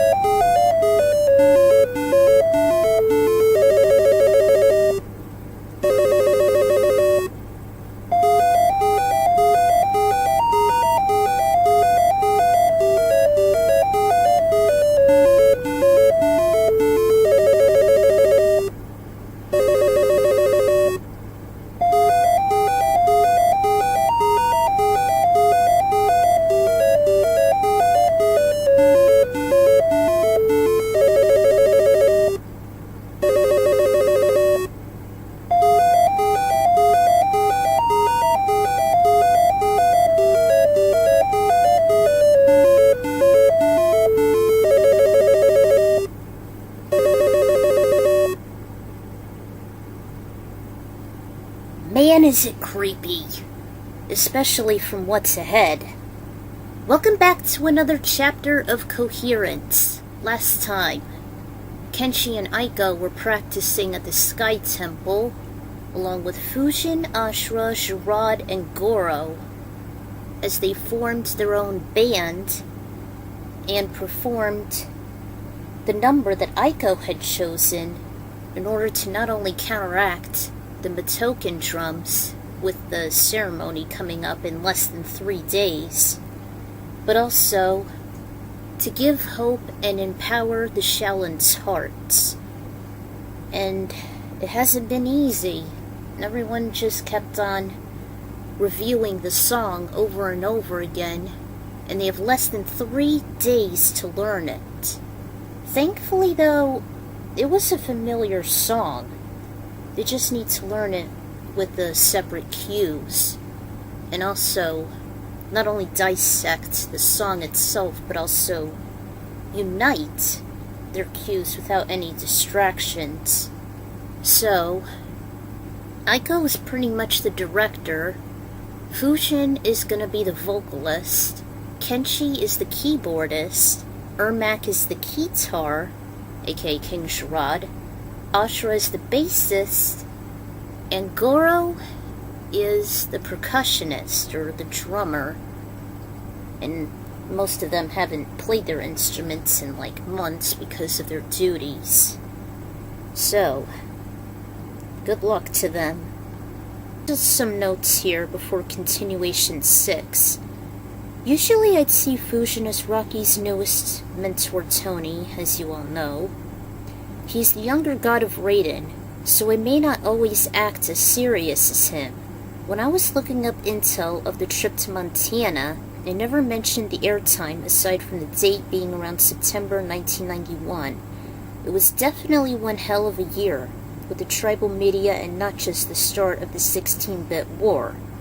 The thing is, I seem to be the only one who's affected like my OC. You'll see in my Deadly Alliance fic and other works. I won't spoil the song yet. That would probably end until the next, maybe last chapter. Most of the combatants I had to make up since no one seemed to help any. And besides, no one mentioned it anywhere. I kind of figured the Sky Temple being close to the heavens can have access to all time zones, with Raiden watching over Earth much like Kami or Dende would in their Lookout in Dragon Ball Z. Maybe I am tension sensitive, prone to meltdowns or anxiety. Perhaps this is the connection, and they seem to be irresistible, especially when embracing them during the Dark Side War roleplay. Actually, I took an excerpt from that.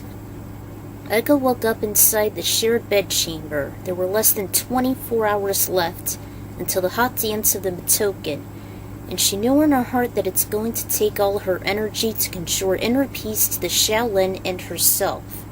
She couldn't wait for Kung Lao, Raiden, Liu, and Nightwolf to return, and she hoped they won't be consumed like she was so long ago. She still wondered how and why she was the only one being tension-sensitive and all. She hardly noticed the tremors pulsating from her heart gem in the topmost drawer. Out of curiosity and intrigue, she slowly took it out. She held it in both hands, even when she sat back on the mattress. Eiko was actually growing entranced as her own heart began to slow down, her pupils dilating, her eyes getting heavy as she looked down on her energy source. She laid it on her lap and began to tap the mattress rhythmically, following the lulling performance. Her mind drifted, and it made her have that urge to be one with the drums, and whoever's playing them. It must have been the Matoken, or perhaps the Mikiba, and she hoped that her close family would follow them. This is what she was chosen for. She zoned out as she beat harder and cross-legged.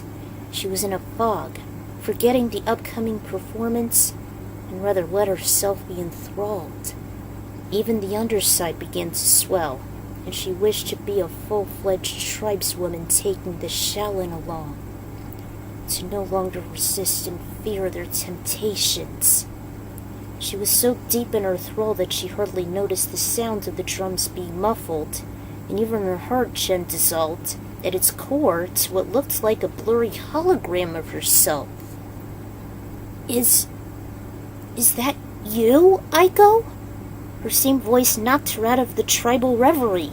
She couldn't believe she was actually looking at herself, although it wasn't entirely her, as she had on gray skin, wearing war paint around her eyes, which looked as dark as her own blood-red top.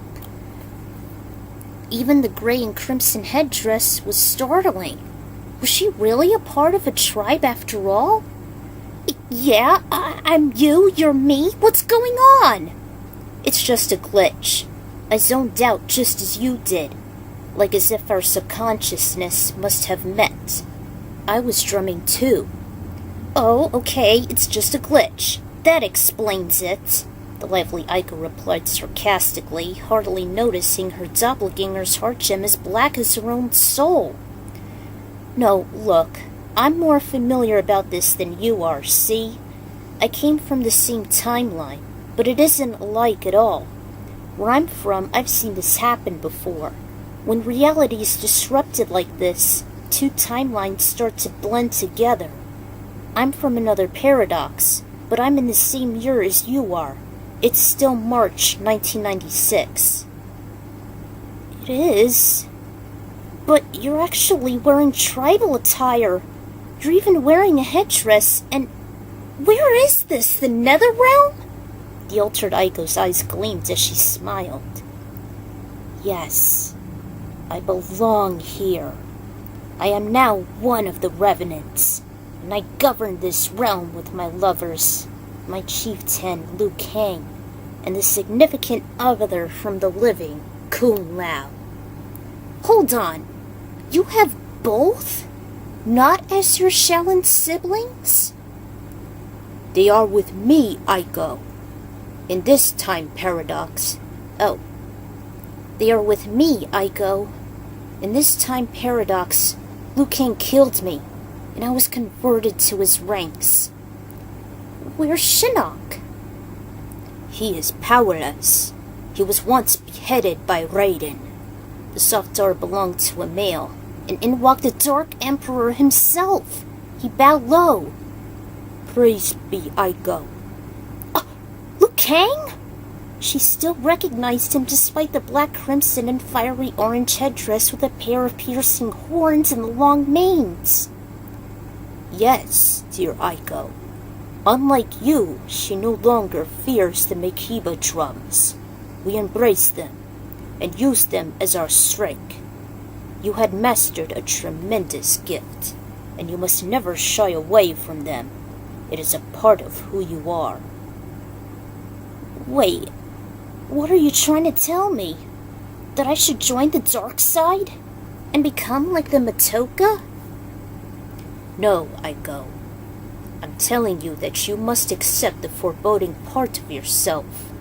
Aiko has shown me this fascinating technique. You must join us, if you wish. Shinnok has seen great potential in you. I had seen him do the same, as did you and Kung Lao. It is not the omnipotence that makes it unfathomable. It is how you use it. A god named Darkseid persuaded me to accept and embrace my evil prowess once again, and you must do the same. No, she can't join us, but we could still tempt her. If we do talk too long, the two dimensions may just end up swapping, and we won't want that to happen. So you can just hide it away so the transmission would fade. Although we shall be looking forward to the upcoming Matoken ceremony. They are a part of us too. The living counterpart was just speechless. Anyway, don't fear them. Let yourself be embraced by them, instead of wasting your strength and time resisting them. They are part of who you are, like Chief Tan said. So, go back to whatever you're doing. I'm practicing on a number to counteract with the ceremony. It is best to use it. I watched your... Oh, wait. It is best to use it. I watched your Raiden do the same, to use both the dark and the light sides of himself. Thus he never slayed me. You will see in time. Anyway, bye now. Turned it off as if it were a switch. The living cardiokinetics heart faded the illusion before she hastily shut the drawer and plopped on her mattress. She tried to process what in the nether realm just transpired. A glitch? Two timelines merging. That's impossible. That never happened. I would never succumb to the darkness, just like I did with Shinnok. But how does she know all this? It just isn't like me. Embracing the darkness and the tribal drums like that. Never again, even with the Makiba. You actually made a mistake, Aiko, Fujin stated back near the Sky Temple. China is 13 hours ahead of the U.S.'s East Coast, not 8. I monitored and compared our differences between China and from where you're from. 13? Yeah, if the Matoken should start at 7, we would be 13 hours ahead. Thus they pick up the number at their time if we were to do it at 6 p.m. Tonight. Tonight? I thought you said it wouldn't matter in the heavens. Still, we must plan accordingly. There's no more time to waste. Fujin ushered her to join with the rest of their bandmates, which currently were missing Gerard and Goro. 'Tis currently 11 a.m. in Chinese time, which means it's still in the wee hours of the morning at the Matoken territory. We must proceed to the 7 hours ahead. Wait, Fujin. I just saw myself saying that I need to embrace this as part of myself, my weakness. Indeed you should. You've been connected to this since you were 4 years old, and it's been inseparable from your psyche ever since. Use it well to motivate you, and use your coherence. Do it for the Shaolin, and leave no more distractions. He commanded his musical troops to work, and it was a bit trickier without the drummer and the guitarist. Luckily though, courtesy of Kenshi, he projected the full squad's cues, which seemed to ease their stress, and strummed as if they were still there.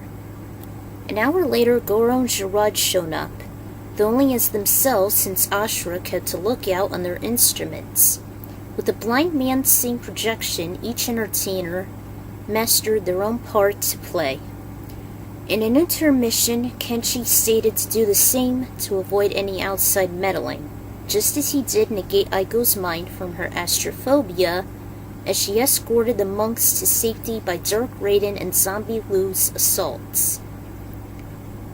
We might want to take some glorious announcement before our encore, Ashura suggested. At the other side of Earthrealm, it was just what Fujin speculated. Darkness hung still over the open reservation, and only the Thunder God Raiden was still awake, and eagerly awaiting the hot dance with several hours. The Matoka tribe has certainly changed ever since Shao Kahn's invasion. Nevertheless, they have been the best and the most gifted aboriginals in all of Earthrealm. Nightwolf and his people greatly care about the existence of other realms. However, ever since they had prepared to take in a young one, his family consisted of a documentarist. They began to have a change of heart. They started to evolve into modern customs and learned how to adapt. They bridged the gulf between modernization and tradition, and the kid seems greatly inspired by Nightwolf and Kiba. So too, he wants to be a fighter like Liu Kang and Kung Lao. The latter nearly was reminded of his nephew, Jin. He sighed and paused. Brother, it feels like eons despite only being 4 days. I pray the Shaolin are faring well in your guidance. Took out one of Aiko's heart gems, gazed into it. The item momentarily shone the Sky Temple occupied by various warriors. Fujin is at the Sky Temple? Ashura, Aiko, and Kenshi are with him as well. Even a Shokan. Small Jim's vision sharpened and he made out more details. That's Prince Goro and King Gerard of Edenia. They are playing different instruments. What does this bode? They must be desperate to counter the Matokan's palpitations. She must have held on to her own heart. I hope they will be prepared in the hours to come. Perhaps I should pay a visit. Well, we drew the gem and teleported. There was a flash of lightning and thunderous crash. The Wayne god just made the number take a halt before the key change. Alright, stop. Goro, the drums sound a little sloppy. Tighten up the screws. He blushed from the aerokinetic, went to the photokinetic. Ashura? Damn! What's with the stiffness playing the bass? You must stay loose. You nervous? Yes. It's just... I hadn't played the bass in so long since I was being hunted by the Brotherhood of Shadow, but I never actually played for a live audience before. It is nerve-wracking, I'll give you that, but we won't necessarily see them. It's just going to be us, and whoever possesses each of Aiko's hearts would be the ones to witness it. Especially the Shaolin, and perhaps my brother if he and his disciples still hold them. Suddenly, a bolt of lightning struck the plateau, making most of the spectators startle. Everyone, including Aiko, figured it belonged to a storm cloud. Fujin, we should abort! No! I see someone emerge from the lightning. Brother? He just slumped his arms while holding the staff, and the group went to him, while Goro looked up for a second before he continued to adjust the bolts. The cardiokinetic simply just hugged him tightly with a smile, and the god followed. I appreciate the warm welcome. I wish circumstances were less critical. The Matoka are about to make their last-minute preparations for the hot dance in several hours. Is the ceremony supposed to start at 7 in the morning or 9? 9 o'clock Eastern Standard Time. They will commence the dance itself, although you must be ready for any of the warm-ups. It will take a while before the performance. Making your own, I see. Yes, brother.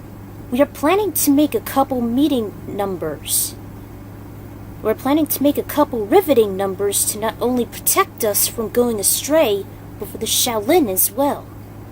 How are they, Fujin?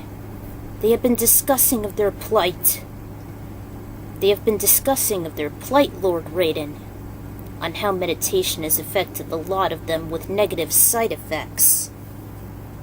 Yes, the dark night of the soul. They will need all the light they can possibly harness. Their demons could even outrival any treatment from the Jinsei, and they no longer accept enlightenment. Liu Kang has grown very concerned. Aiko's heart is still pure.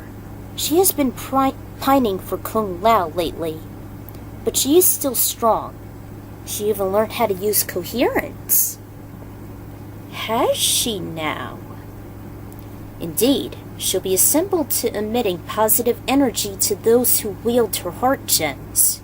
The remaining Shaolin have the majority of them, as do you, Nightwolf, and the champions? We do. Our arrangements have been made for the ritual. Are you all prepared mentally for your recuperating rite? Unlike her cohorts, Aiko didn't respond. Raiden, the ball is in you and Fujin's court now. I will be taking a portal and escort the remaining participants. Liu Kang and Kung Lao shall also be mingled within the drumline. Even they had grown fascinated, while Nightwolf and Kiba would join as well. I shall accompany them close by, so your hearts will be mixed in with the crowd. Aiko, focus on your objective and use the beats to our advantage. Ashura and I could only be our shields. Unfortunately. Good luck, fellow musicians. Restore balance with the Shaolin, and never wind up being mixed in with the Matoka. We have our own agenda, for the time being. Lead them well, Fujin, and may we be successful. Damn, where was I? Alright. Seems that everyone is being melted by this get-together. I hardly know anything of the Matokans and the Mikiba's power. So, this is actually a battle. More so a battle of wills. Quite right, Prince Goro. I too know very little of the Mikiba and their many Earthrealm descendants. Their power carries a great distance and enormous tension. I think we shall keep Aiko's heart on our person, sad to say. But it's the only way to emit our own energy to those who will receive it. The heart both gives and receives. I think Brother would keep his away. Yet still, even if they are immortal, their magnitude could rival us gods sometimes. I shall signal you all when the time is right. We will only have a few more hours remaining. Be prepared. For once, everyone was in both dread and eagerness, like the everlasting clashing extremes of both dark and light, or even perhaps the heart and the mind. These last few hours gave everyone enough time to hang out with their loved ones before their big break. Fujin and Aiko discussed with the White Lotus to prepare her heart gems for the corresponding events. She swore for her compatriots both near and far to never be dissuaded, and it was just enough for a hearty meal with Jin and his mom. Gerard surprised the Adenian royals and encouraged Sindel to prep her own gem for the number, whereas Goro did the same as he alerted Shiva and others in the resistance. Kenshi noted to Hanzo of his agenda, and the former wraith wished him luck, especially for the Shaolin. Baby Takeda let out some irritated cries, as he also felt the tension in what seemed to be hanging over the majority of Earthrealm. Even Ashura was beginning to sense the lingering storm, which felt as if it was diminishing her light aura and giving her some worry as whether or not her own aura would be potent enough. As a former demon with the Brotherhood of Shadow, she should know. The Shaolin, Jin, Sindel, Raiden, Kung Lao, Liu Kang, Nightwolf, and even the Shirai infant each held a portion of Aiko's life energy, although it was risky since the quartet intermixed with the Matoken can make the other spectators vulnerable. Although at times Aiko actually heard her original gem emitting sound waves as soon as she returned to Fujin, who was awaiting her near the Shaolin stronghold. They hardly noticed their other allies march into the desolated camp. The vision reminded her of Fujin's words, as being unsuspecting moths being attracted to the dazzling dangerous flickers of fire. The display reminded her of the warning from her darker self, in which Fujin was puzzled. The sight and sound made her heart race, trying to fight off the temptation. The wind god distracted her. Aiko, it is time. Gerard opened a neon green portal to escort Goro through and onto the Sky Palace. Fujin just touched down with his signature F-Zero funnel, gently descending his own passe. Everyone was accounted for, and each Advent musician felt the same angst. Alright, gang, we must focus on the task at hand. The Shaolin, as well as other watchers, depend on our top-notch performance. Let's give them the greatest otherworldly concert they'd ever seen, and use our hearts to guide and empower us. Let's get rocking! For the Shaolin, Kenshi declared. Then they all made a hand pile before breaking. Ashura noted, It has begun. I hear the Matoken drums inviting everyone. This is only the summons, Ashura. They're just warming up, Raiden's kid brother explained. Still, our hearts must be our anchors to our minds buoys. Take up assembly positions. Aiko, stay with me, and we must stay the course. From place to place, everyone kept a keen eye and ear for the oncoming performance at the Sky Temple they'd seen, although they also heard murmurs from the drums of the east. The latter seemed to give them the most attention, even the numerous members of the Shaolin who were awed and distracted by the involvement of their closest comrades, that being the quartet. The sextet also noticed the sonokinesis and their allies coming to them, which made the band a bit unnerved on how to deal with them. Raiden, Liu Kang, and Kung Lao wandered the slowest, as if they were the last three. Nightwolf and Kiba were already present inside the largest teepee where the chief and the lastborn were applying paint on the latter's face. Fujin stood upright like Sonya ready for combat. The distant gems were about a foot away to avoid any strays being caught in the assembly as they prepped. It wasn't audible, but they could still overhear the steady beats. Aiko prayed that her mortal friends shan't succumb to the entrancement like she always did. Come on, fortunate one! Anxious for his emergence, Fujin, by what seemed to be a minute or two, he raised an arm and sharply dropped it.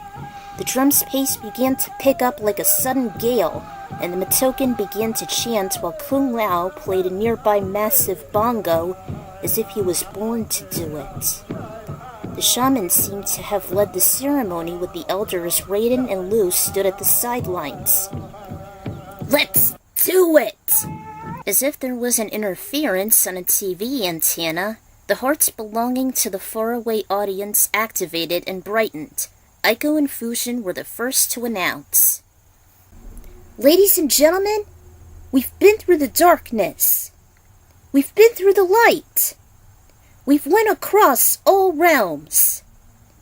And you know, Fujin, the best place to be is here.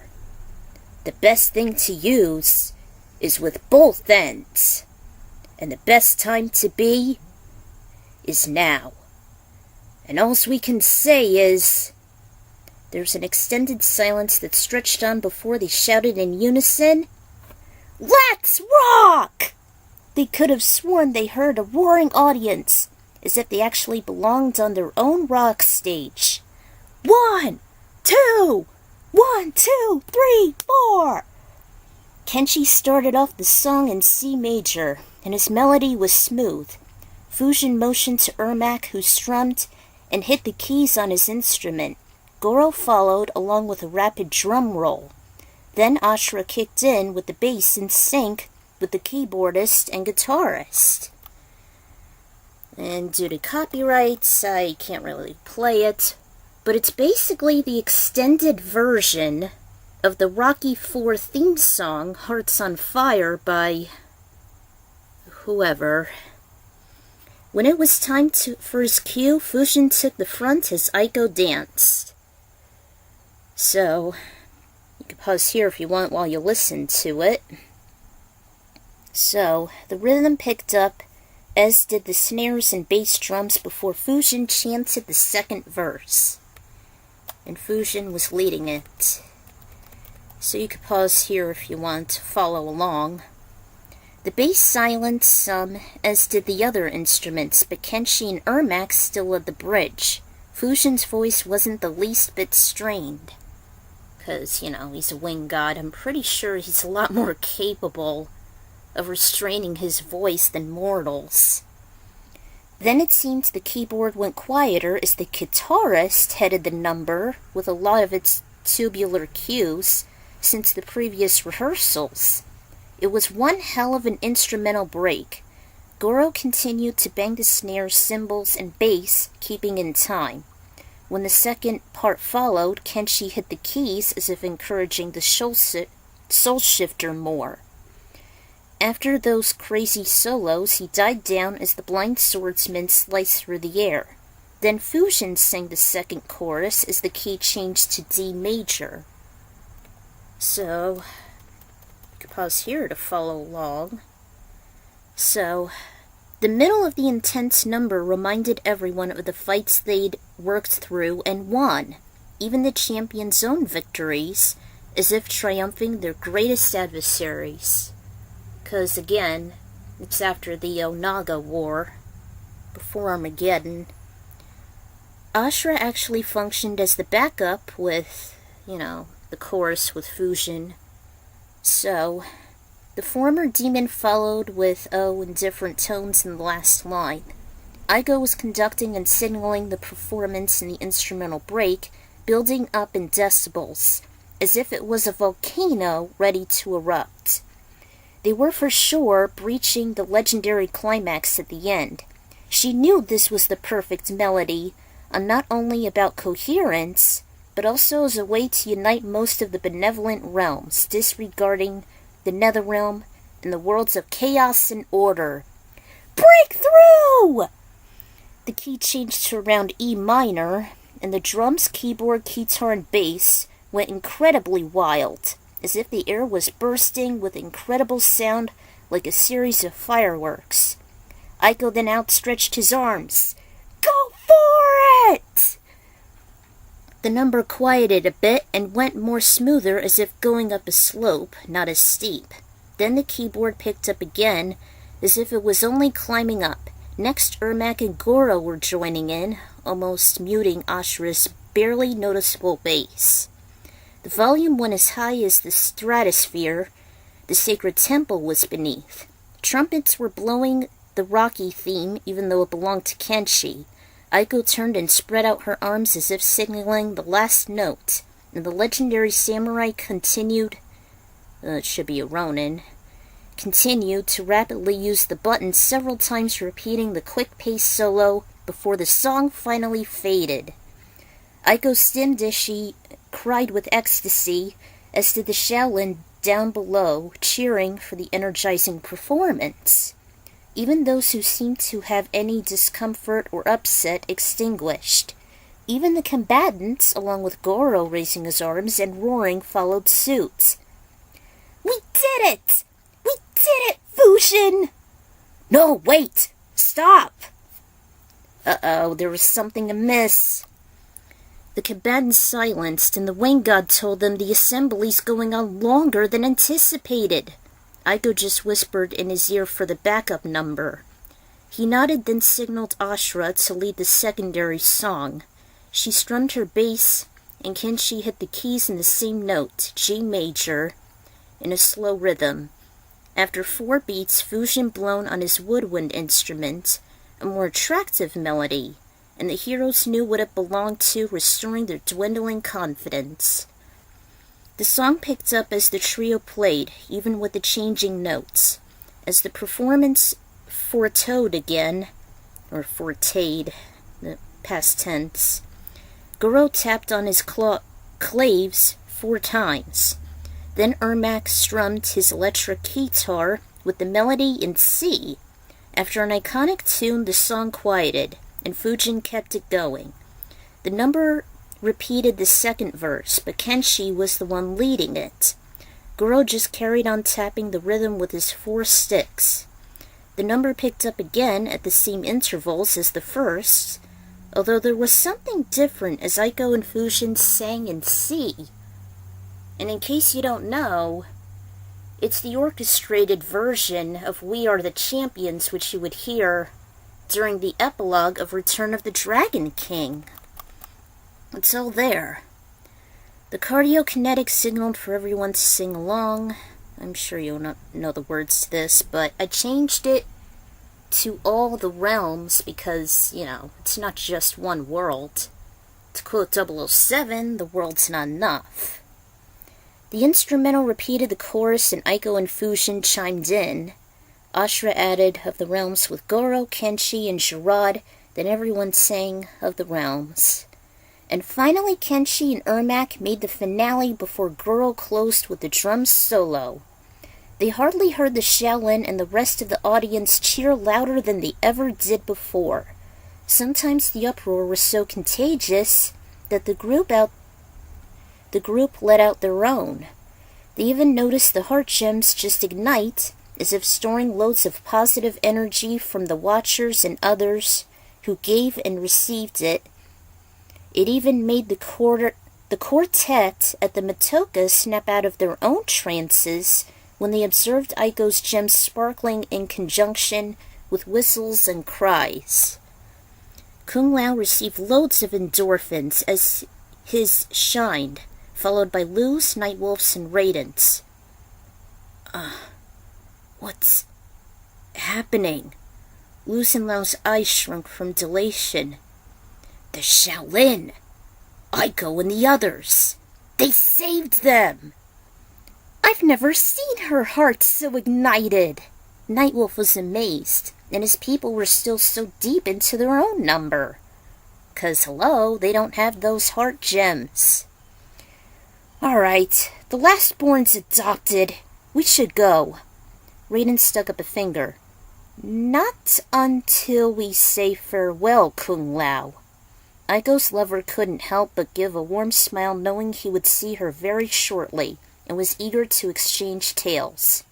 Like a broken fever, they felt relieved, and courtesy on being surrounded by the rich endorphins and strength, as if they bathed in the jinsei, they were no longer vulnerable to the tribal influence ever again.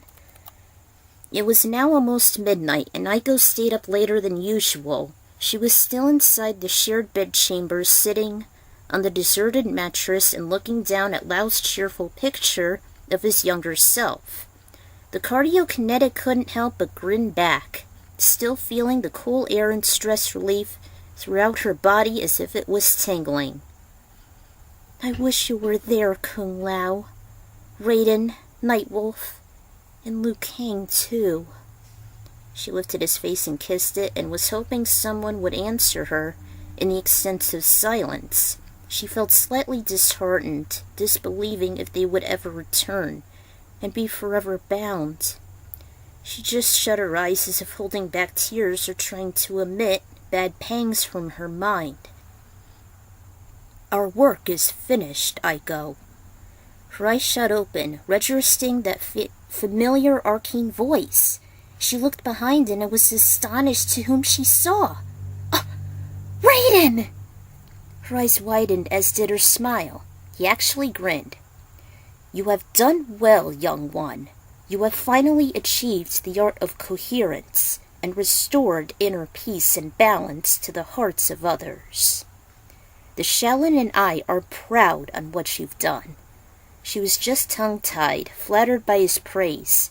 He was always the truthful and wise one, never doubting him on the days she had known him. She even made a low bow. And there's flash forward. And I forgot to tell him how and why I was always succumbed to them. Months later, after Armageddon, Aiko still wondered in that same room with Jin and Lao why she still had that weakness. Well, to be fair, I was entranced by them at the Matoka ceremony too. I'm pretty sure so was Liu and Nightwolf. I know Raiden won't let us go astray, but still. I understand now how powerful over someone they can be. It wasn't until we saw our hearts light up.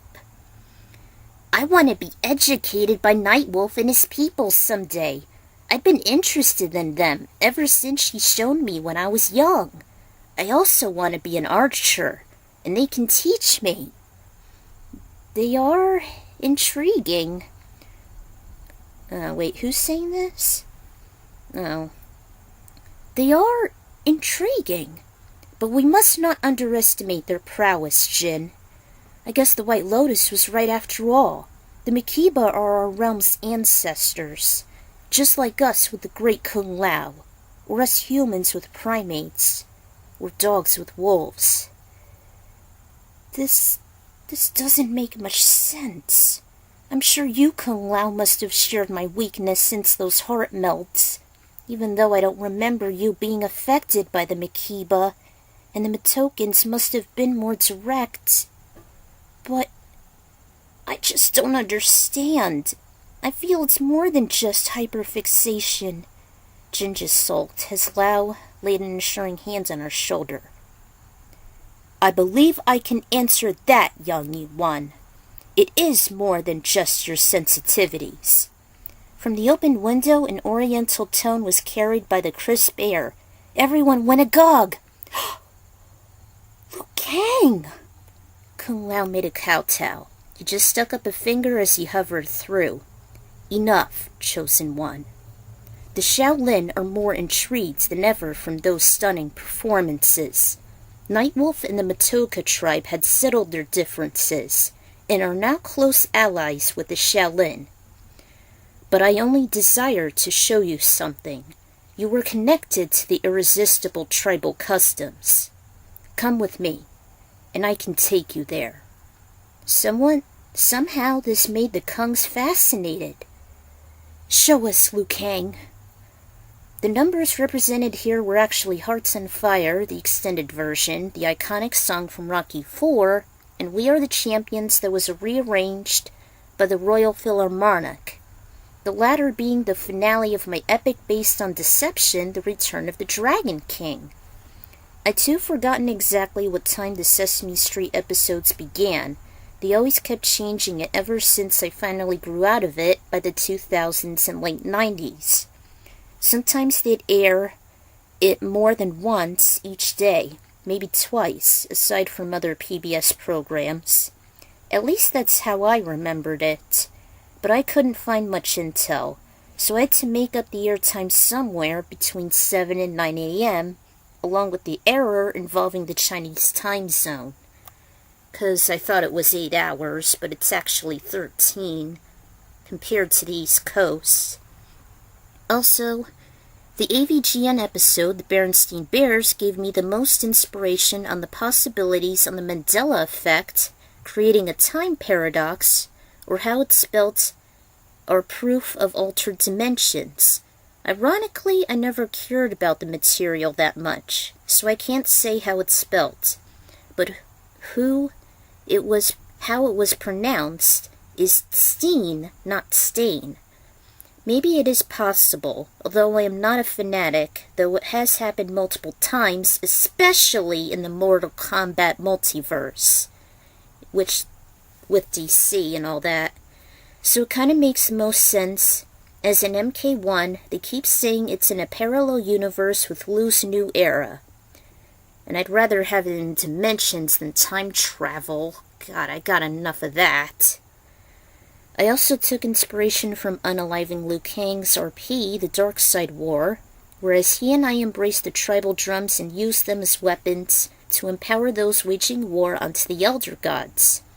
The chieftain and chiefess, along with Liu and Lao, as Aiko's soulmates, were from this, and he was the only one who accepted and made them as a guilty pleasure just as I did. I am so glad for all that. And I had to cut this chapter short since it was dragging on. So, stay tuned for the final installment. Until then, this is the Ikran Writer signing out, and I'm so glad to almost be done with this.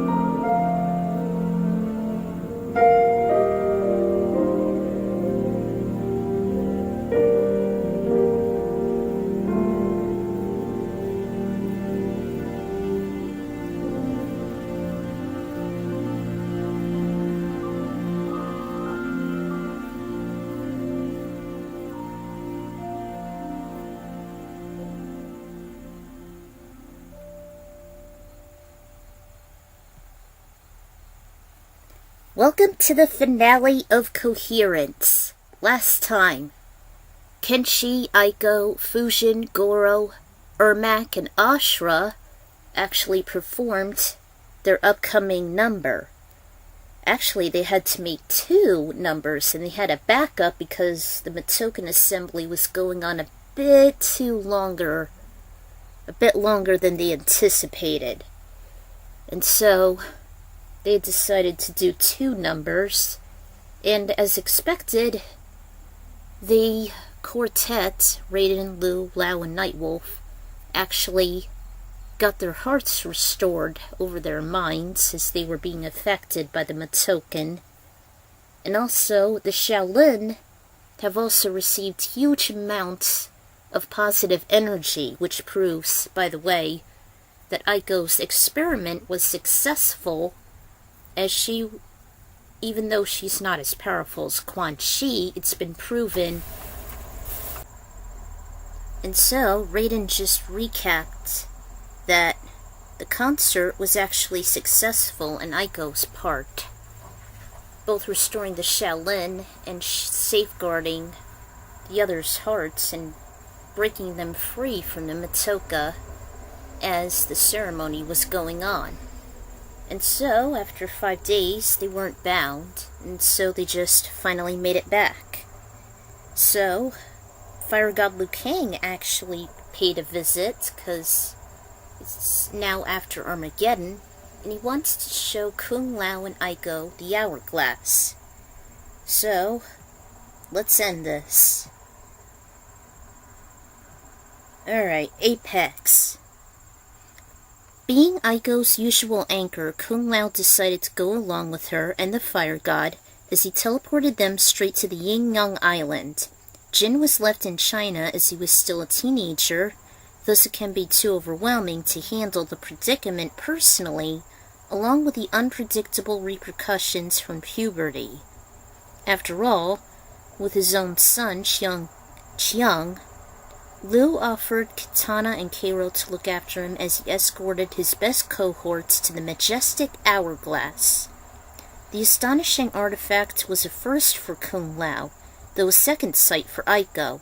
They were still very fascinated that Liu and Kero became its new guardians. The Keeper of Time.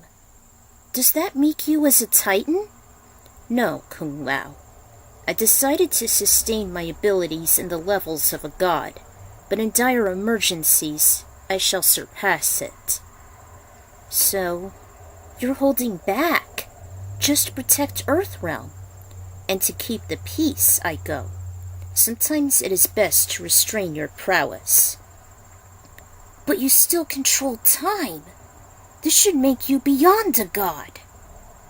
Only for a minute. After all, I never would have brought Aiko to the past and have her escape her destroyed future, as she was little when she was exploring her fascination of the natives. Liu grew just as intrigued as he grinned.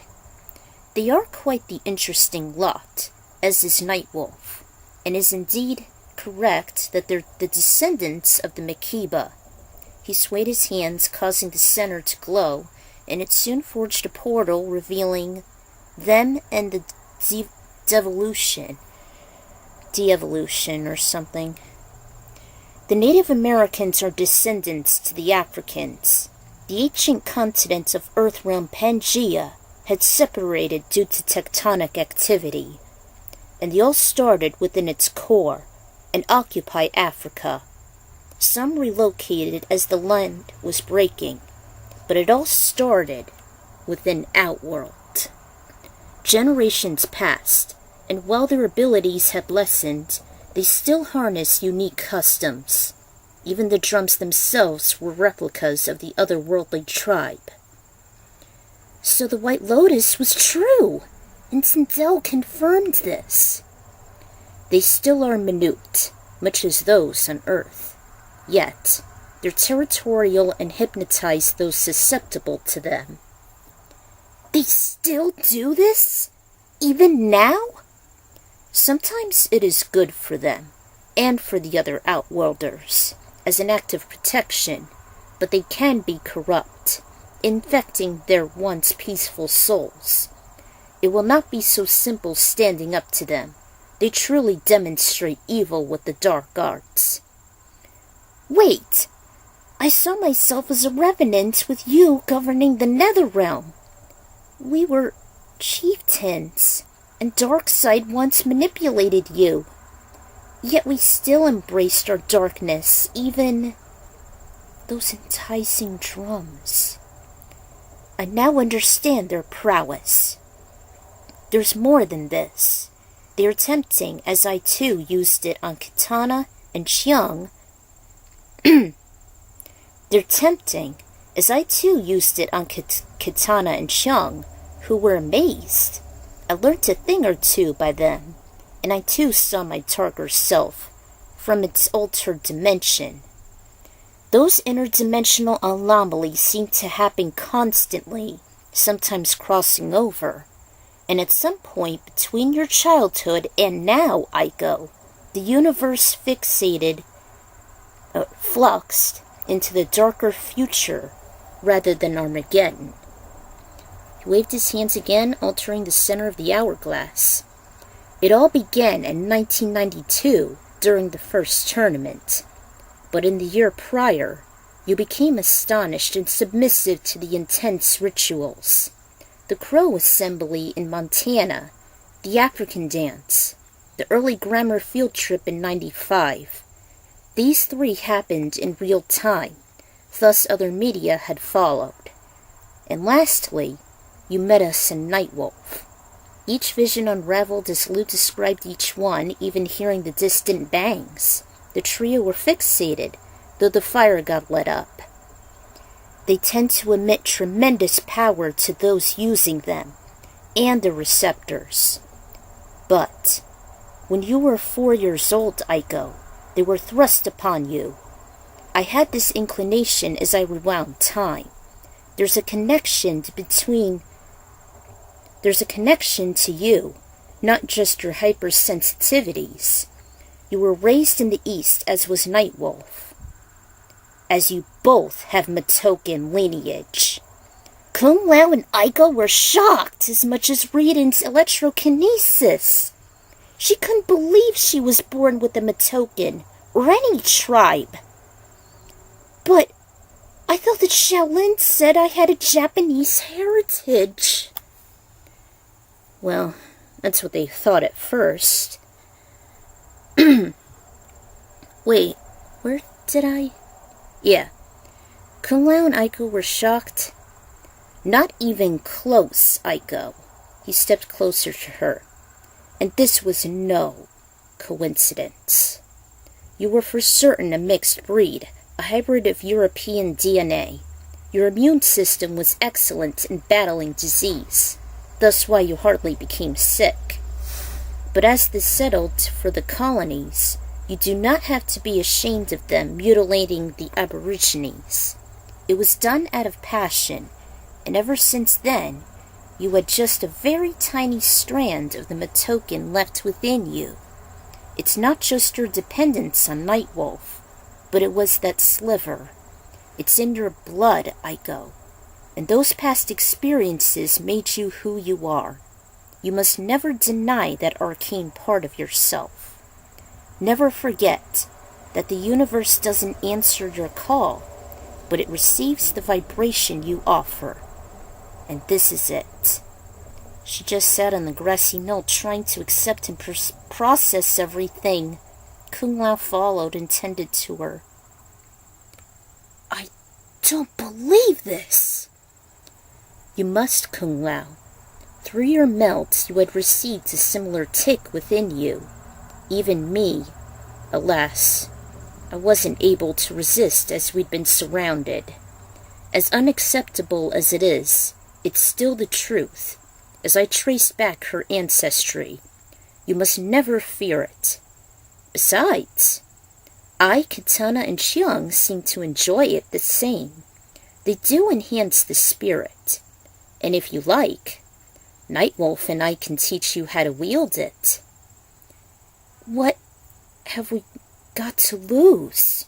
The new protector responded with optimism, and Aiko took his hand. From you teaching me, I would be honored, Liu Kang. Aiko actually wasn't nervous any longer. Who knows? Maybe we'd be more in tune with our ancestors and the great Kung Lao as well. The elemental smiled as to the duo. Once you master and harness this omnipotence, you'd be more powerful than ever, as much as Nightwolf's standards. He and I shall show you the way. Being trained by the fire god and the legendary shaman was for once a dream come true, and they shall look forward to whatever sessions they have in store for them. And so, I forgot to add the author notes, but yeah, fun fact, I was actually highlighting my own DNA, as I too have European blood. I was Hungarian, Polish, Italian, and a little bit of German, I guess. But it's true. I once asked my old man about it, and he said that it's been confirmed in our blood, in our parents' blood, and I believe as soon as they immigrated to the Americas, they've been involved with the natives as well. Because he said so himself, I was related to Native Americans too, and maybe that's why, aside from the hypersensitivities. So, there you have it, guys. That's the finale of Koherence, and I'm the Ecron Writer signing out, and I bid you adieu until the next podfic. Thank goodness Fire God Liu Kang solved all this.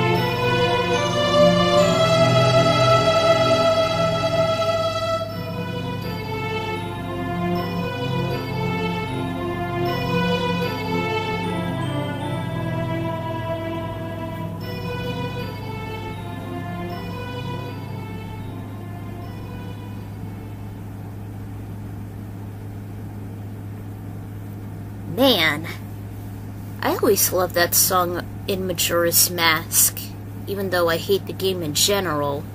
Should be used for a lullaby or something, like with Baby Katana or something, but whatevs. Welcome to a one-shot for Mortal Kombat. It's been a while since I've done these things, since A Date and a Destiny, because the majority of them are actually epics. But this one is very special, and this was a recent one-shot I just written for Mortal Kombat, because it takes place like a few weeks after Armageddon, aka Final Combat. It was just a random bunch of ideas that I had in my head for a while, and I've just finally had the story material to jot it all down. So, this one not only takes place after Armageddon, but also has a few elements from Mortal Kombat 11 and Aftermath, specifically with the time travel and whatnot. And a little spoilers, it does take place after 11 and Aftermath. But not with MK1 though. I'm not ready for Mortal Kombat 1 just yet. But this is like bonus material here, like filler after Armageddon. You'll see. Alright, here we are. Kontentnment. And you'll see why. Just a random one-shot of some ideas and figments forming in my mind. This takes place several weeks after Final Combat. Never thought I'd do another Mortal Kombat fic, even though I'd said there'd be a one-shot in the future, which I wasn't certain. But here we are. Kung Lao had left Aiko be, as he was going through personal training with his mind, as he was restoring his inner strength after he reinstated to the Order of Light, which he abandoned and became a full-time member of the White Lotus Society due to not having...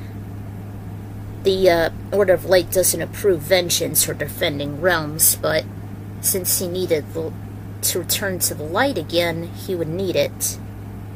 Needless to say, everyone was still readjusting their lives after the fatal Battle of Armageddon, as well as Raiden's and Liu Kang's sacrifices, while they'd been decimated by Blaze and his spirit incinerating firestorm.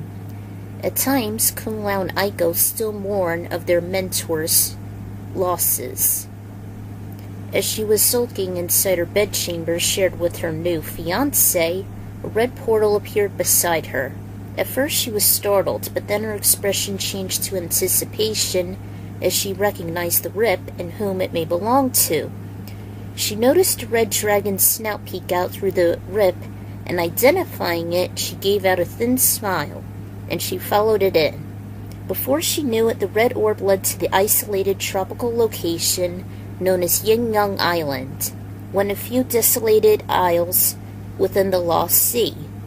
An oceanic terrain between Earthrealm and Outworld, as showcased in Shang Tsung's Island in the first tournament. The calming crashes of the waves soothed her, just as they did when she first arrived during the aftermath of Armageddon. Even the balmy air was just as relaxing, until she felt it suddenly picked up as a sharp gale. Her hair flew as if she had whiplash, and the temperature dropped. She immediately noticed the clouds building up rapidly as they turned to a dark gray before it ripped with lightning. As an astrophobic, like me, she desperately scanned for shelter and spotted a nearby cave. Without a care as whatever beast occupied it, she just dastardly ran into it as a torrent of rain was soaking her. Despite her galoshes squeaking with water inside, she was thankful she was able to reach a warm, dry place. The first thing she noticed was the sudden, welcoming, tepid air. Then her eyes made out some flickering orange hues from a distant torch or two within alcoves of the cave walls. She wandered further where a spacious area and a wide burning urn greeted her. Even green and red dragon decor enwrapped some side poles. She made it out as an ideal place for relaxation and meditation. Aiko felt something on her back, although nothing was touching it. She turned and noticed it was Cairo. She was happy to see him after so long. As she embraced his neck, Cairo nuzzled her with some purrs. She soon recovered. "Where's Liu Kang and Katana?" he stated. "They went through time and took the hourglass and crown with them to settle down. They wanted to give us some time to seek comfort after Armageddon." I see. Aiko was impressed how the cave was suitable for them. As Cairo mentioned, they all redesigned it. "The Elder Chronokinetics needed somewhere to call their own, better than the atrocious keep in the Nether Realm." And Cairo should know because, in Final Combat, he saved her life in the Sea of Blood, which you would see there. Aiko's peripheral vision picked up a few sudden flashes of lightning before there was a clap of thunder. Her heart skipped a beat as she whimpered. Knowing of her phobia, Kiro relaxed her as his snout escorted her closer to the large burning urn, which was even emitting a calming fragrance. She perched near the display as Kiro slithered like a snake behind it, giving her some space. She wondered how the Isle would be protected from natural disasters, but with Lu's temporal abilities, he created a barrier to protect everything from harm. Liu Kang, Katana, and I have revenated this cove. We needed some place to settle ourselves, just as Taven and Orin did as Argus's and Dahlia's own sanctuary. Aiko complimented on the Elders resetting time and making history right amongst the realms. She wondered if that was when she was sent back in time, although Kira mentioned something was still off.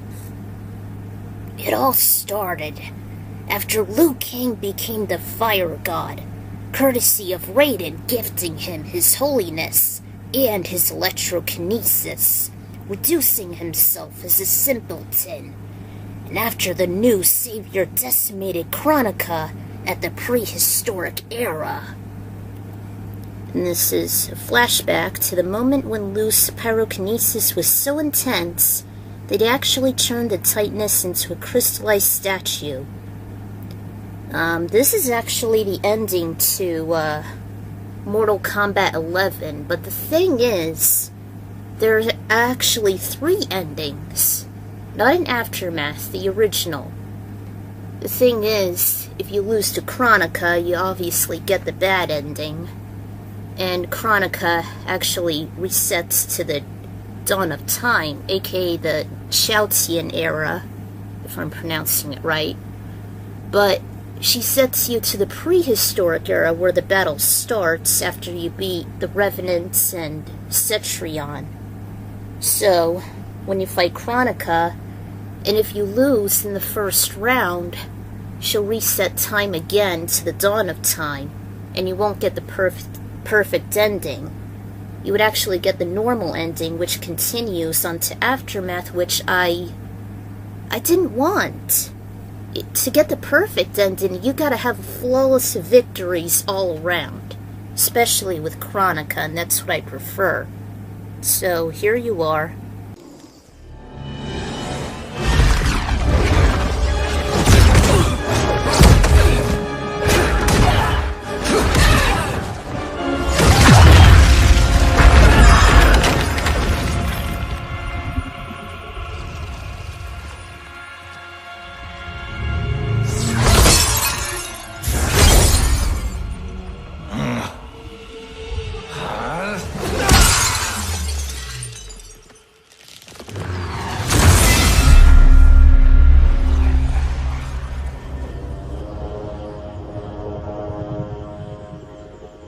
Our work is finished, Liu Kang.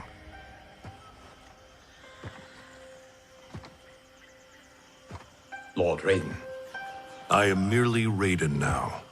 You have proven worthy to take my place as Earthrealm's new protector, Lord Liu Kang. You honor me, Raiden.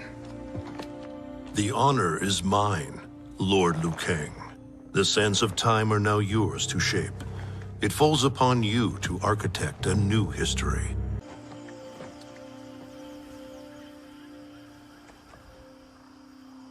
Where do we go from here? The sands of time are yours to shape.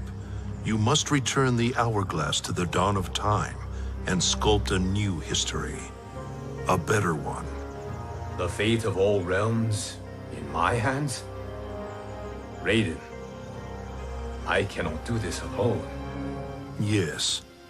You will need a partner with whom you can share the eons. Kitana. Your destinies have always been intertwined. We are far in the past, but not so far that I cannot reach her. Return with her to the dawn of time. Sculpt the hourglass's sands to forge a better future. I look forward to meeting again in the next timeline. Then I will not say goodbye.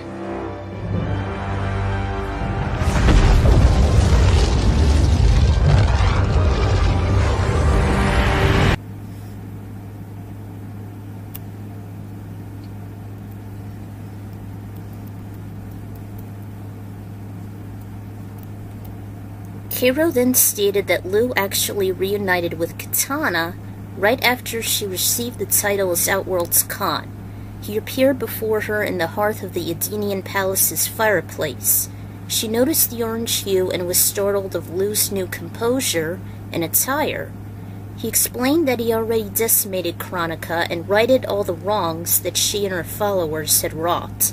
She was assured, and Liu Kang suggested for her to shed her obligation and give it back to Kotal and Jade.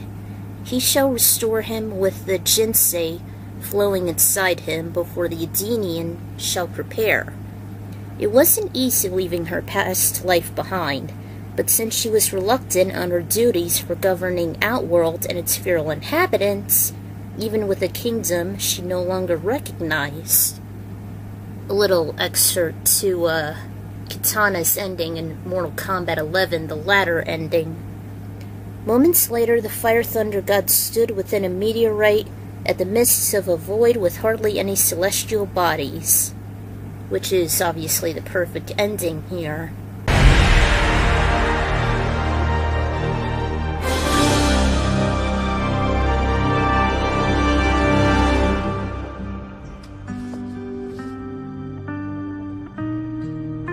Are you ready? Yes. But no matter how we sculpt the sands, we cannot plan for every possibility. Mortals will make their own choices. New evils will arise. Each realm must choose its own destiny. Whatever those choices, we will face them together.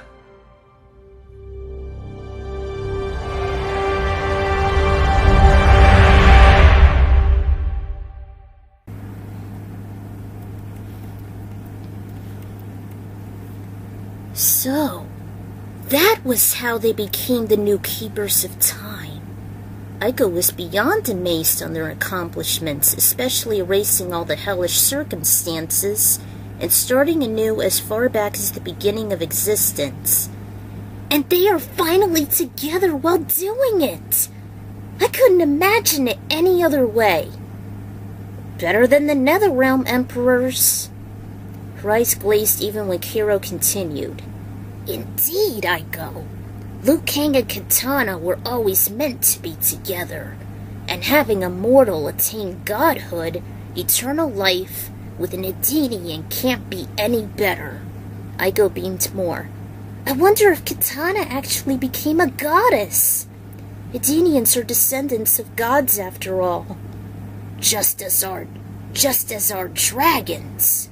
Well, the elders told me that not long after this victory over Kronika, Kitana just looked into her soulmate's face.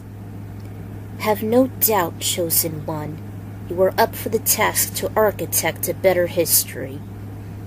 Liu grinned with her as he held her delicate touch. Then together, let us begin. They hadn't trod to the hourglass, and Kitana stayed behind Liu Kang as he rose his hands, and the heart of the glass ignited. He swapped his hands, shifting the sands as if he was expediting the flow of time to a certain pinpoint. Cease, Liu Kang, before you doom us all. He looked over to a large portal made of flame, and three figures stepped out. He and Kitana were surprised they can still breathe as they entered a vacuum of space. What was even more stupefying was in the front and center was Shang Tsung. Nightwolf was to his left, and Fujin to his right. Kitana had the composure as white as an ethereal spirit. Shang Tsung? Kiro then mentioned, he didn't have the audacity to combat him. The sorcerer was just trying to coax him that if he shall wield the hourglass without Kronika's crown, all of existence will be lost. Ico tried to take composure. It was almost like how the climax of Armageddon was. At first, both Liu and Kitana never bought the twisted sorcerer, as they realized all too well of his duality and deception. No better than with Dagon, Shinnok, or even Blaze. Fujin and Nightwolf, however, took in his forked tongue, and eventually they realized that Shang had a point. Through the memories of the Revenant counterpart, Lu recalled it was located in the Well of Souls upon Shang's abandoned isle. Kitana, however, refused his offer. Lu then had a pep talk with Fusion as Shang continued to discuss with Nightwolf and Kitana, and then he offered to stay behind with her and the Hourglass while the trio shall proceed. Why would he do that? I mean, has he not recalled his brother's death? Or his own by the Deadly Alliance? This was a different era, Aiko, unlike our own. After you escaped from your destroyed future, things occurred radically different from yours. Someone needed to stay with the Hourglass if there should be an anomaly. And he offered for Kitana to stay, to keep her out of harm's way. He only allowed the warriors to head through the portal to the current time before Jax and Jackie retrieved the crown. Was Raiden still around? Yes. He was his unaffected self as he received the news from his brother. However, nothing has boded well. Kero summarized all the numerous deaths and sacrifices throughout the grand mission as the quartet headed en route to Kronika's keep. Over the Sea of Blood, Lu and Kitana observed their friends dying in large quantities, from Sindel and Khan fatally wounding the Elder's past vessels, to Lao being thrown overboard after receiving the same fate, to Johnny, Sonya, Cassie, and Jackie being enslaved as concubine, Lu's Revenant having his leg shattered with which the ripple of time affected his past self, letting the undead and Garrus live on. Before the Red Dragon said that as Shang escorted the God Brothers and the two Conquerors toward their destination, he fought off each one and assimilated their souls before challenging the Titaness. And Nightwolf, I forgot to mention. Aiko was just flabbergasted. She even slapped her leg in disgust. Why would Liu Kang and Kitana do that?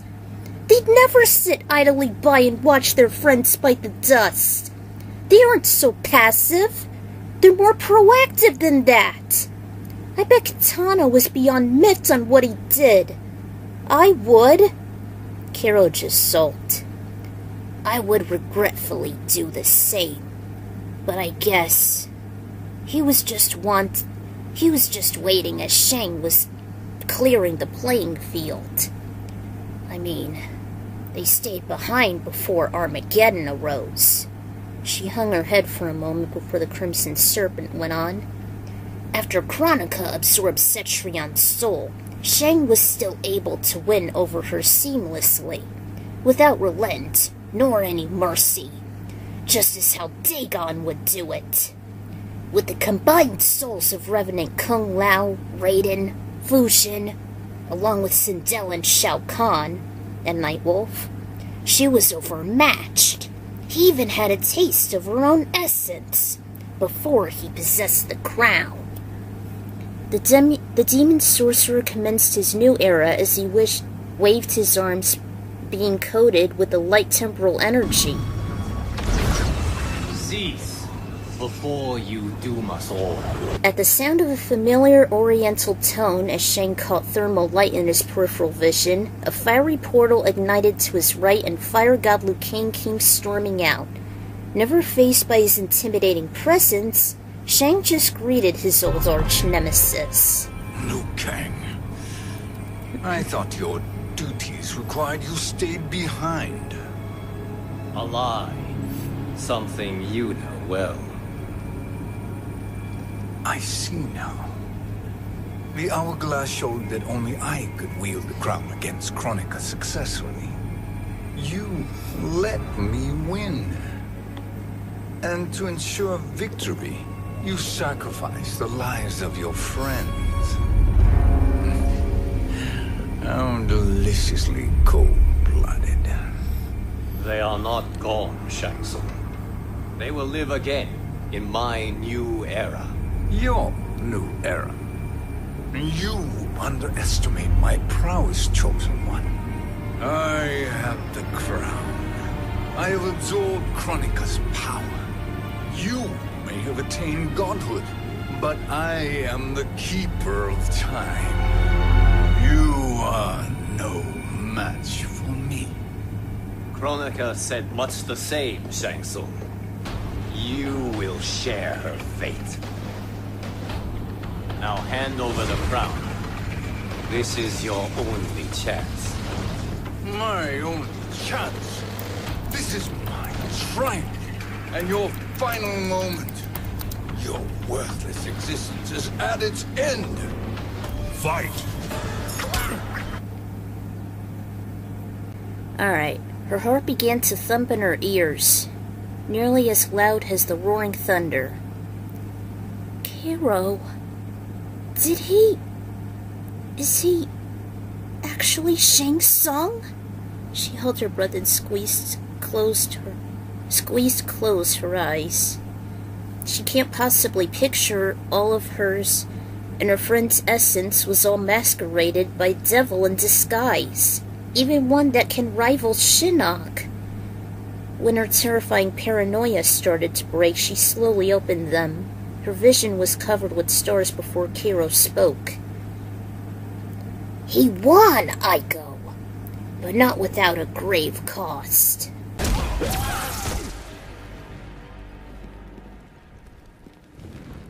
Make no mistake, Shang Tsung.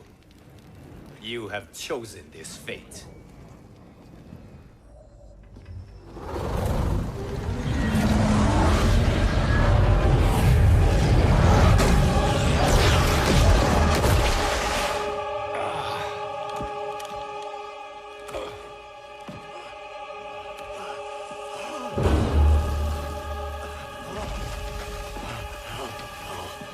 No more timelines will be twisted by your evil.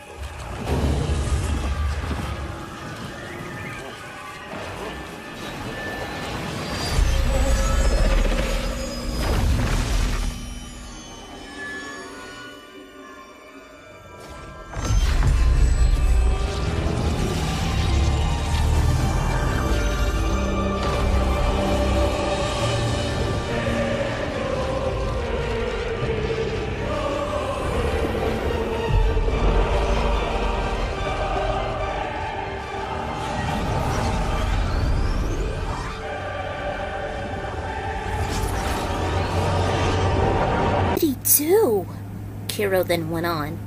After he won the crown, regretting on shattering Kronika's statue with her headgear attached, he began to rewind time, back to the start of the new era, with Katana awaiting him. Damn error. However, after his arrival, something was still amiss. Out of time already? Although the portal was still foggy, Lu still marched toward the Hourglass's eye, never missing what transpired in 2008. By the time he broke through, his vessel suddenly began to weaken. He became limp as if his energy was being sapped out of him like someone slurping a cup with a straw. His sight abruptly went fizzy. He became lightheaded and he sharply fell to a crouch. Cut some of that stuff out. Alright. He struggled as he removed the crown, as if his arms were being weighed by heavy gravity. It took that simple task most of his endurance as he slowly started to lay on his right side. Katana raced toward her life partner, alarmed, and somewhat she knew he wasn't Shang, who won over the power of antiquity. She caressed his cheek, which was tender to the touch. "Liu Kang!" Hearing her serene voice was just music to his ears despite his battered body. "The crown is safe," he replied and he looked down his side and noticed he affirmed this. After a slight grin, she kissed him on the forehead, and he never grimaced. "Katana, wake me up when the realms are created." She swallowed a lump in her throat before she nodded. and took in his request. She watched him slowly close his eyes and became very still. She was alarmed, thinking she lost him forever as she attempted to feel a pulse with shaky fingers.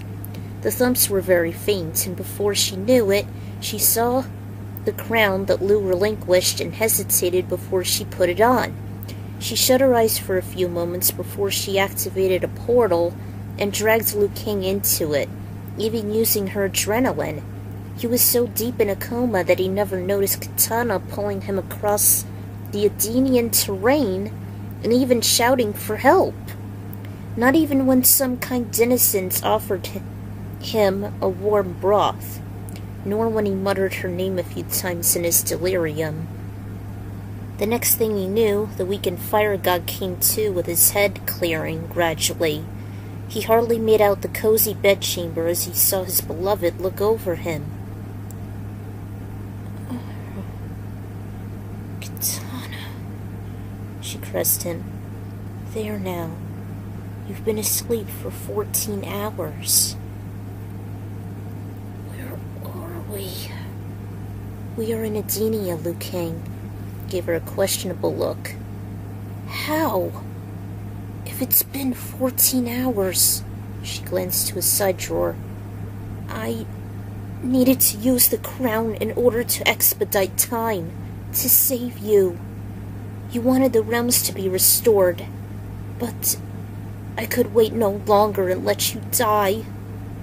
His heart warmed with gratitude. Thank you.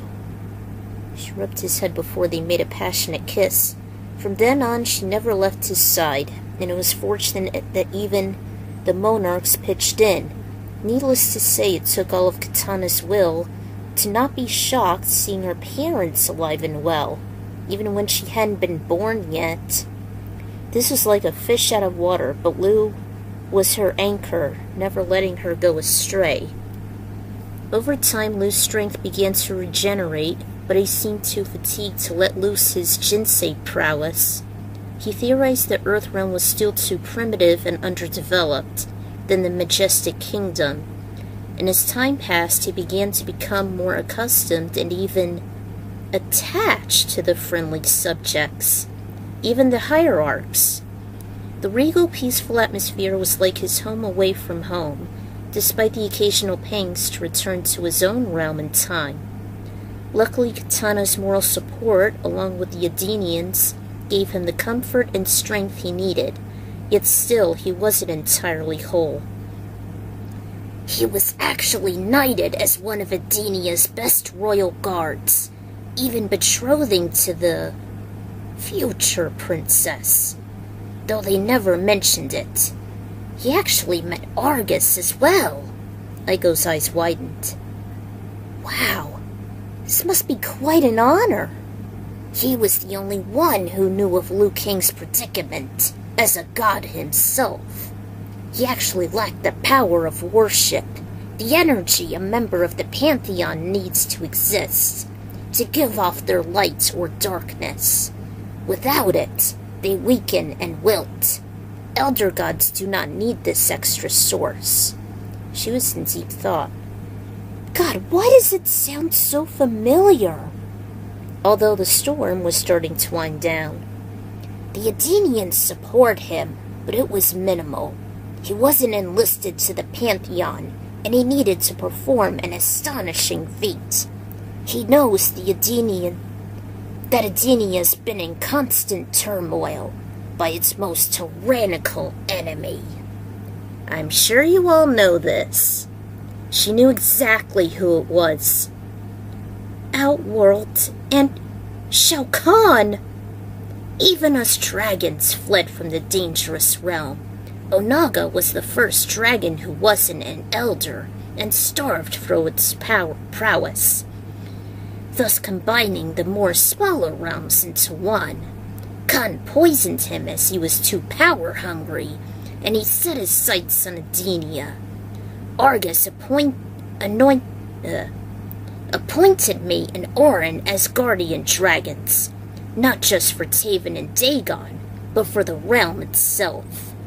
Once the elders were slain by Dagon and Armageddon compromised all, Edenia was defenseless and Khan's totalitarian. And Liu Kang defended it? Indeed, he was a true hero. He defeated the Emperor and assisted against his mighty generals. He won in Mortal Kombat, and through his valiant deeds and vigorous training, the Pantheon welcomed him as their own. Argus escorted him to the Hall of the Elder Gods. His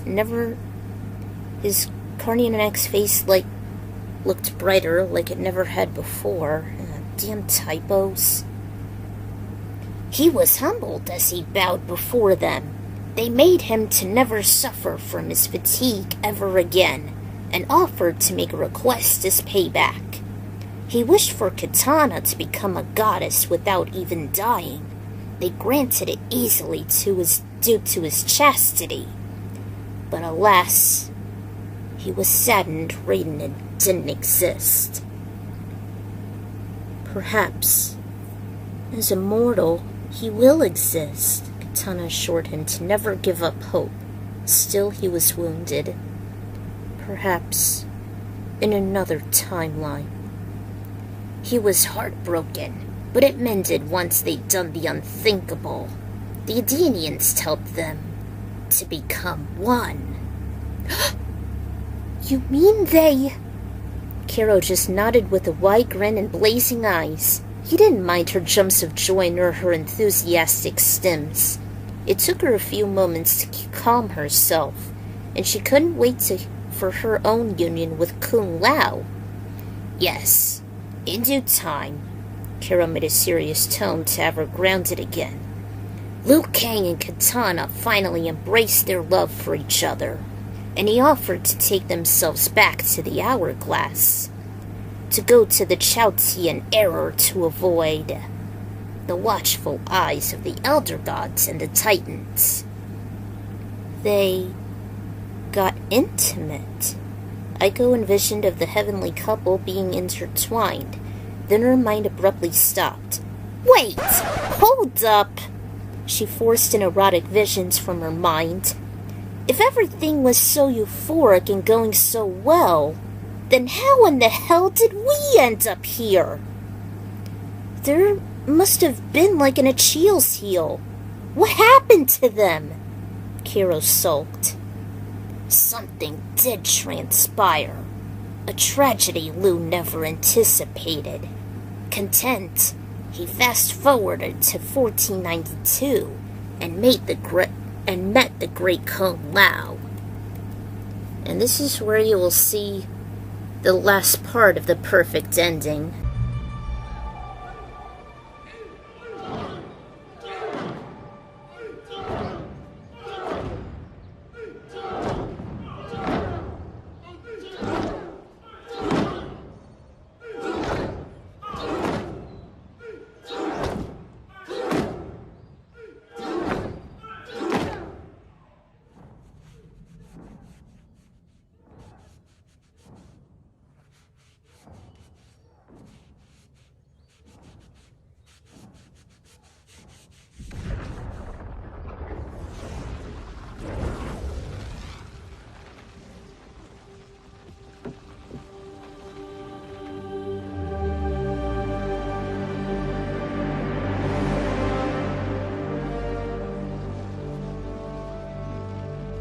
Kung Lao. Where did you... Who are you? I am Lord Liu Kang, God of Thunder and Fire. God of...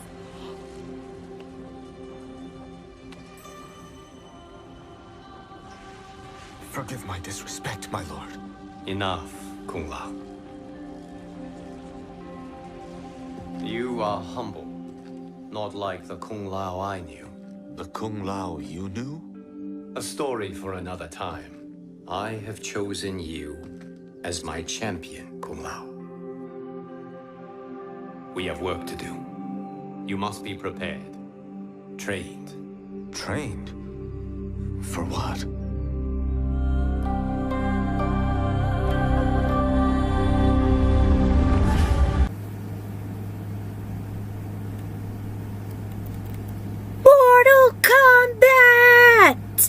She made a striking pose. Yes! He trained the great Kung Lao! He must have won! Right? There was no answer. Right? Noticing Caro's denial, she murmured, Has he lost? He won, by the former champion, but just barely. Barely? He did win against Shang Tsung, and then 5 decades later, there was Goro. He was able to take his title as champion, but he succumbed to his injuries. Did he? Liu Kang saw his disciple collapse onto the octagonal arena. He rushed to his side, encouraging him to stay alive. Unfortunately, since Jen was still mortal, she passed on before him in the next tournament. She wasn't killed by Scorpion this time. His master was all he had, and they'd grown close. But even those he fought with all his might, it still wasn't enough. His limbs were broken, his body disassembled. He could barely keep his eyes open and his breathing steady. No matter how hard he pleaded, his life was fading. Liu refused to let his prodigy go, as he was like a son to him for 50 years. Even his comfort after Jen died of natural causes. Still, the fire and thunder god watched his prodigal son fade. Don't go. Kung Lao. Don't. Oh. With quaking hands and a hoarse throat, he saw him close his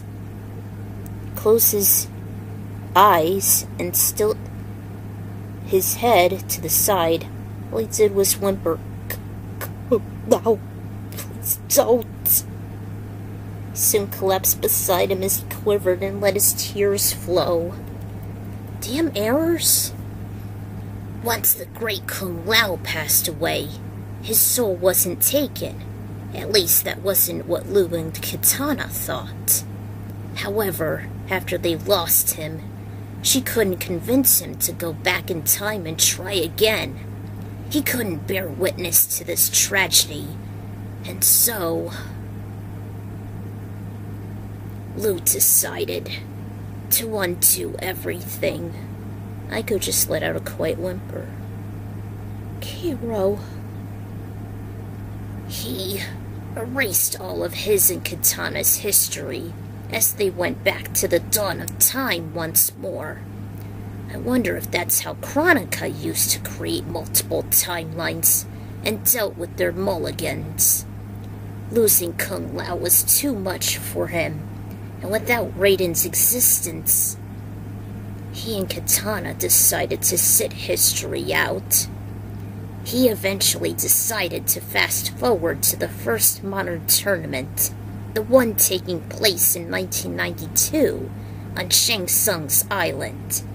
After his isle was abandoned, thus reducing to rubble, he made himself a sanctuary for the hourglass here, in between the two realms.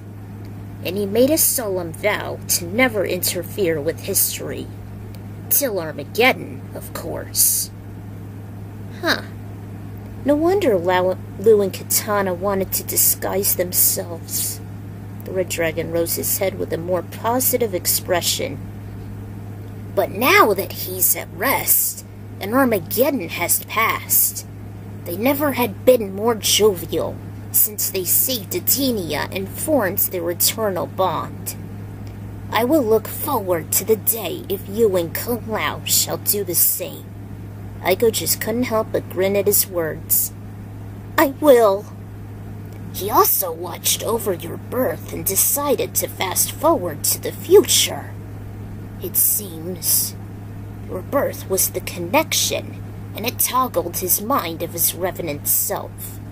That was how and why he set you free. She was for once at a loss for words. Aiko? An alto spoke from behind her. I have someone whom you'd like to meet. She turned and there was Kitana, without her vial and stunning as ever. She was actually holding a bundle. By the time she stepped closer to the subtle light, it was a light blue cloth. Or pale blue, it should say. Aiko slowly went toward her, as Cairo slithered around the urn and elongated his neck to see a blissful baby boy with jet black hair. He cooed as he started to stir. His sapphire eyes began to sparkle like the gems themselves, and the cardiokinetic tried her best to keep her ecstasy at bay. Her smile grew. Astonished, she managed to settle. I can't believe you did it. Yes, Aiko. You were right when you mentioned I shall pass the torch of the Chosen One. To her astonishment, there was Liu Kang. There is Kung Lao, but our son Chiang Kang will live on his destiny. And Cairo, you will be a guardian once more, with both the hourglass and our kin. I am deeply honored, Lord Liu Kang. No, Cairo, the honor is mine. The god bowed back. You were trained for this very moment. Kitana was the ref as I prepared him in combat, even when he dealt with my dragon animality. He has then proven himself as the new keeper of time. I have even staunched his aging, as he grew ancient through eons of watching over Dagon and torment by him. You have truly earned this. I am forever in your debt. He made a toothy smile, and Kitana murmured in her tired tone that she'll be putting herself and Chiang to rest. Liu just smiled and gave each of them a warm, deep kiss before they left. I can't believe you two pulled it off. Indeed, I have never been this content since I first married Kitana. It was something I always wanted since I was young. And that relationship has lived on through the eons, and it would still. Our son has been our salvation. He then mentioned Liu, Orin, Taven, and the royals were there for Kitana during her sickness and labor after he first escorted her to Edenia over the previous weeks.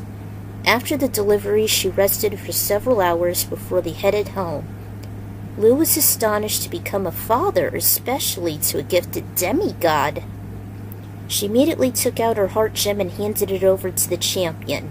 He took it and clutched it delicately.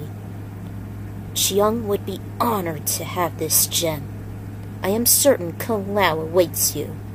Make him proud, and you shall be free to visit us any time. She would cherish the past history of the two heroes she admires. By the time she saw Kung Lao emerge from the Temple of Light, she couldn't wait to tell him all about it. Ugh, good. I thought it was a nice idea to have Liu as a god still have limitations, to receive prayers in order for them to maintain their strength. I'm sure Raiden and Fujin need it, and it always reminded me on how the protagonist in ActRaiser functioned. The Master was introduced before Mortal Kombat, a year or two ago, and it always made me feel as the hero since I was only 4. I also wanted to give Cairo a more pivotal role than he was in Armageddon. It took place a few weeks after Final Combat, or I should say several, and since I saw the Keepers of Time trailer involving Garrus and remembering the fate of all realms was too much for Liu, someone had to keep things in check. So, since Cairo volunteered to stay without Dagon, he was given a better purpose. And what better trainer than with Liu Kang, even when using his dragon form? I can't wait to see it in action as the new fire god and keeper of time. Oh, please make this happen, NetherRealm. You didn't do this in the last game. Not with 11 or Aftermath. You only shown a fire dragon as a fatal blow. Never saw dragon animality.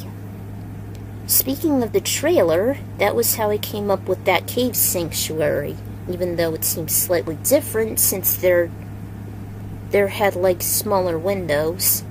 Since it's still in between realms at Yingyang Island and the Lost Sea, even though Garrus's turf hasn't been unveiled. I was never a fan of Garrus. Bad first impressions. Besides, the Hourglass and Crown, even the elders, needed somewhere to reside. Better than the hard keep in the Netherrealm. And I always wanted Lutana to be together, ever since I was little when I grew up with the Threshold movies and Defenders of the Realm. What better way than the perfect ending in MK11? If only Aftermath didn't compromise things.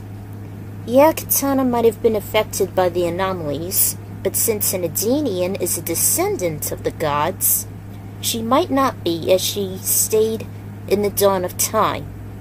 Sure, it was a warped version when they became emperors of the Netherrealm, but it still happened. And I hope the fluffs between them won't be too unsettling. Archives. And the cherry on top were their son Chiang, a Chinese combined surname, but it sounded nice with Kang and close to Chan.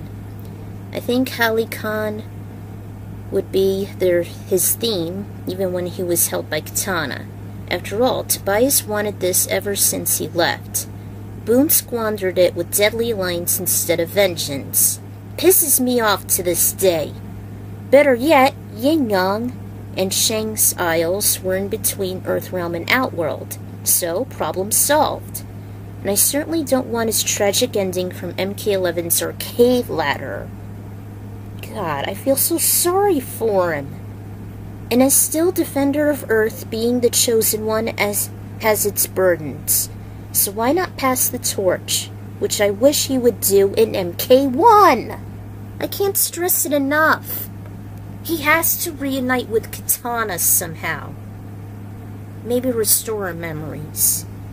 As for the scenarios with the Great Kung Lao, I hadn't seen much of Conquest yet, but I always wanted to connect Aftermath's ending somewhat, instead of just jumping to it like in the game. I wanted something tragic in this euphoric era that Liu made. Lao won over Goro, but he wasn't invincible.